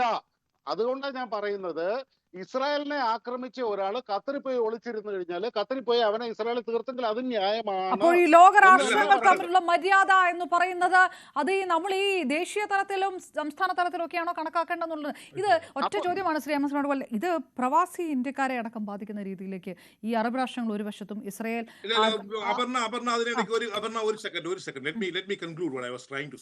ഇപ്പം നിങ്ങൾ കണ്ടു കാണും, ബ്രിട്ടനിലാണേലും ഓസ്ട്രേലിയയിലാണേലും അയർലൻഡിലാണേലും ഈ മൈഗ്രൻസിനെതിരെ വലിയ കണ്ടു കാണുന്നുണ്ടിരിക്കും. ഞങ്ങളോട് ഇവിടുന്ന് പോകാൻ പറഞ്ഞാൽ ഞങ്ങൾ പോകുവോ? ഇല്ല, ഒരാളും പോവില്ല. ഞങ്ങളെ ഇവിടെ നിന്ന് ഇപ്പം ഫോർ എക്സാമ്പിൾ നാജൽ ഫറാജ് അടുത്ത പ്രാവശ്യം അധികാരം വരില്ലെന്ന് എനിക്ക് കുറച്ച് വിശ്വാസമാണ്. അധികാരത്തിൽ വരികയാണ്, ഞങ്ങളെ മുഴുവൻ അങ്ങ് ഇറക്കാൻ പോവുകയാണ്. എത്ര മലയാളി ഇറങ്ങും, എത്ര ഇന്ത്യക്കാരൻ ഇറങ്ങും, എത്ര പാകിസ്ഥാനി ഇറങ്ങും, എത്ര വിദേശി ഇറങ്ങും? ആരും ഇറങ്ങില്ല. അങ്ങനെ തീർത്തേക്കാൻ നോക്കുള്ളത് പൊളിറ്റിക്കൽ പ്രോപ്പഗാൻഡ മാത്രമാണ് നമ്മളിപ്പോൾ ഈ കണ്ടുകൊണ്ടിരിക്കുന്നത്. എൻ്റെ ഹോൾ കൺക്ലൂഷൻ ഈ വിഷയത്തിൽ ഇപ്പൊ തന്നെ രഘു തന്നെ പറഞ്ഞല്ലോ, ഈ പിന്നെ മൊസാദിന് അടിക്കേണ്ടതായിരുന്നു, ഇത് അടിച്ചത് പുള്ളി നെതന്യാഹു ആണ്. ദാറ്റ് അഗെയിൻ എംഫസൈസ്, എന്റെ ആർഗ്യുമെന്റ് കറക്റ്റ് ആണെന്നാ പറയുന്നത്. ഇദ്ദേഹത്തിന്റെ ഒറ്റ പ്രോപ്പഗാൻഡയാണ് ഇത്. ഇത് ഹമാസിനെ അല്ല. ഇപ്പൊ ഈ നമുക്കൊരു സമയപരിധി കൊണ്ടാണ് ഞാൻ തീർച്ചയായിട്ടും ശ്രീ അഡ്വക്കേറ്റ് ബൈജു തിട്ടാല, തീർച്ചയായിട്ടും നമുക്ക് സമയപരിമിതി കൊണ്ടാണ് ഇതിവിടെ നിന്ന് തീരുന്നില്ല എന്നുള്ളതിന് വലിയ സന്ദേശമുണ്ട്. ഇപ്പോഴും വരുന്നത് 68 പേരാണ് ഇസ്രായേൽ ആക്രമണത്തിൽ കൊല്ലപ്പെട്ടിരിക്കുന്നത് ഈ മിനിറ്റ് വരെ. ഒപ്പം നേരത്തെ പറഞ്ഞതുപോലത്തെയുള്ള ഐക്യരാഷ്ട്രസഭയുടെ അന്വേഷണ കമ്മീഷൻ റിപ്പോർട്ടുണ്ട്. ശക്തമായിട്ടുള്ള ബോംബാക്രമണം തുടർന്നുകൊണ്ടേയിരിക്കുന്നതിന്റെ നെടുങ്ങുന്ന ദൃശ്യങ്ങൾ ഓരോ മിനിറ്റിലും വന്നുകൊണ്ടേയിരിക്കുന്നു. അപ്പോഴും അറബ് സബ്മിറ്റ് പറഞ്ഞ ആ താക്കീത് എവിടെ പോയി എന്നുള്ളതാണ്. ഇസ്രായേലിനെ തളയ്ക്കാൻ കഴിയുമോ അറബ് മുസ്ലിം സഖ്യത്തിന്? പ്രേക്ഷകരോട് ചോദിക്കുമ്പോൾ ഇല്ല, കഴിയില്ല എന്നുള്ള വിലയിരുത്തലാണ് 51 പ്രേക്ഷകരുടെ ഭാഗത്ത് ഉണ്ടായിരിക്കുന്നത്. ലോകത്തിൽ സമാധാനം പുലരട്ടെ, ഗസയിലും സമാധാനം പുലരട്ടെ എന്ന് മാത്രമേ പറയാൻ കഴിയുള്ളൂ. വളരെ നന്ദി അഡ്വക്കേറ്റ് ബൈജു തിട്ടാല, രഘുനാഥ് ചേതന, ഒപ്പം Shri MS Venugopal, crime debate channel.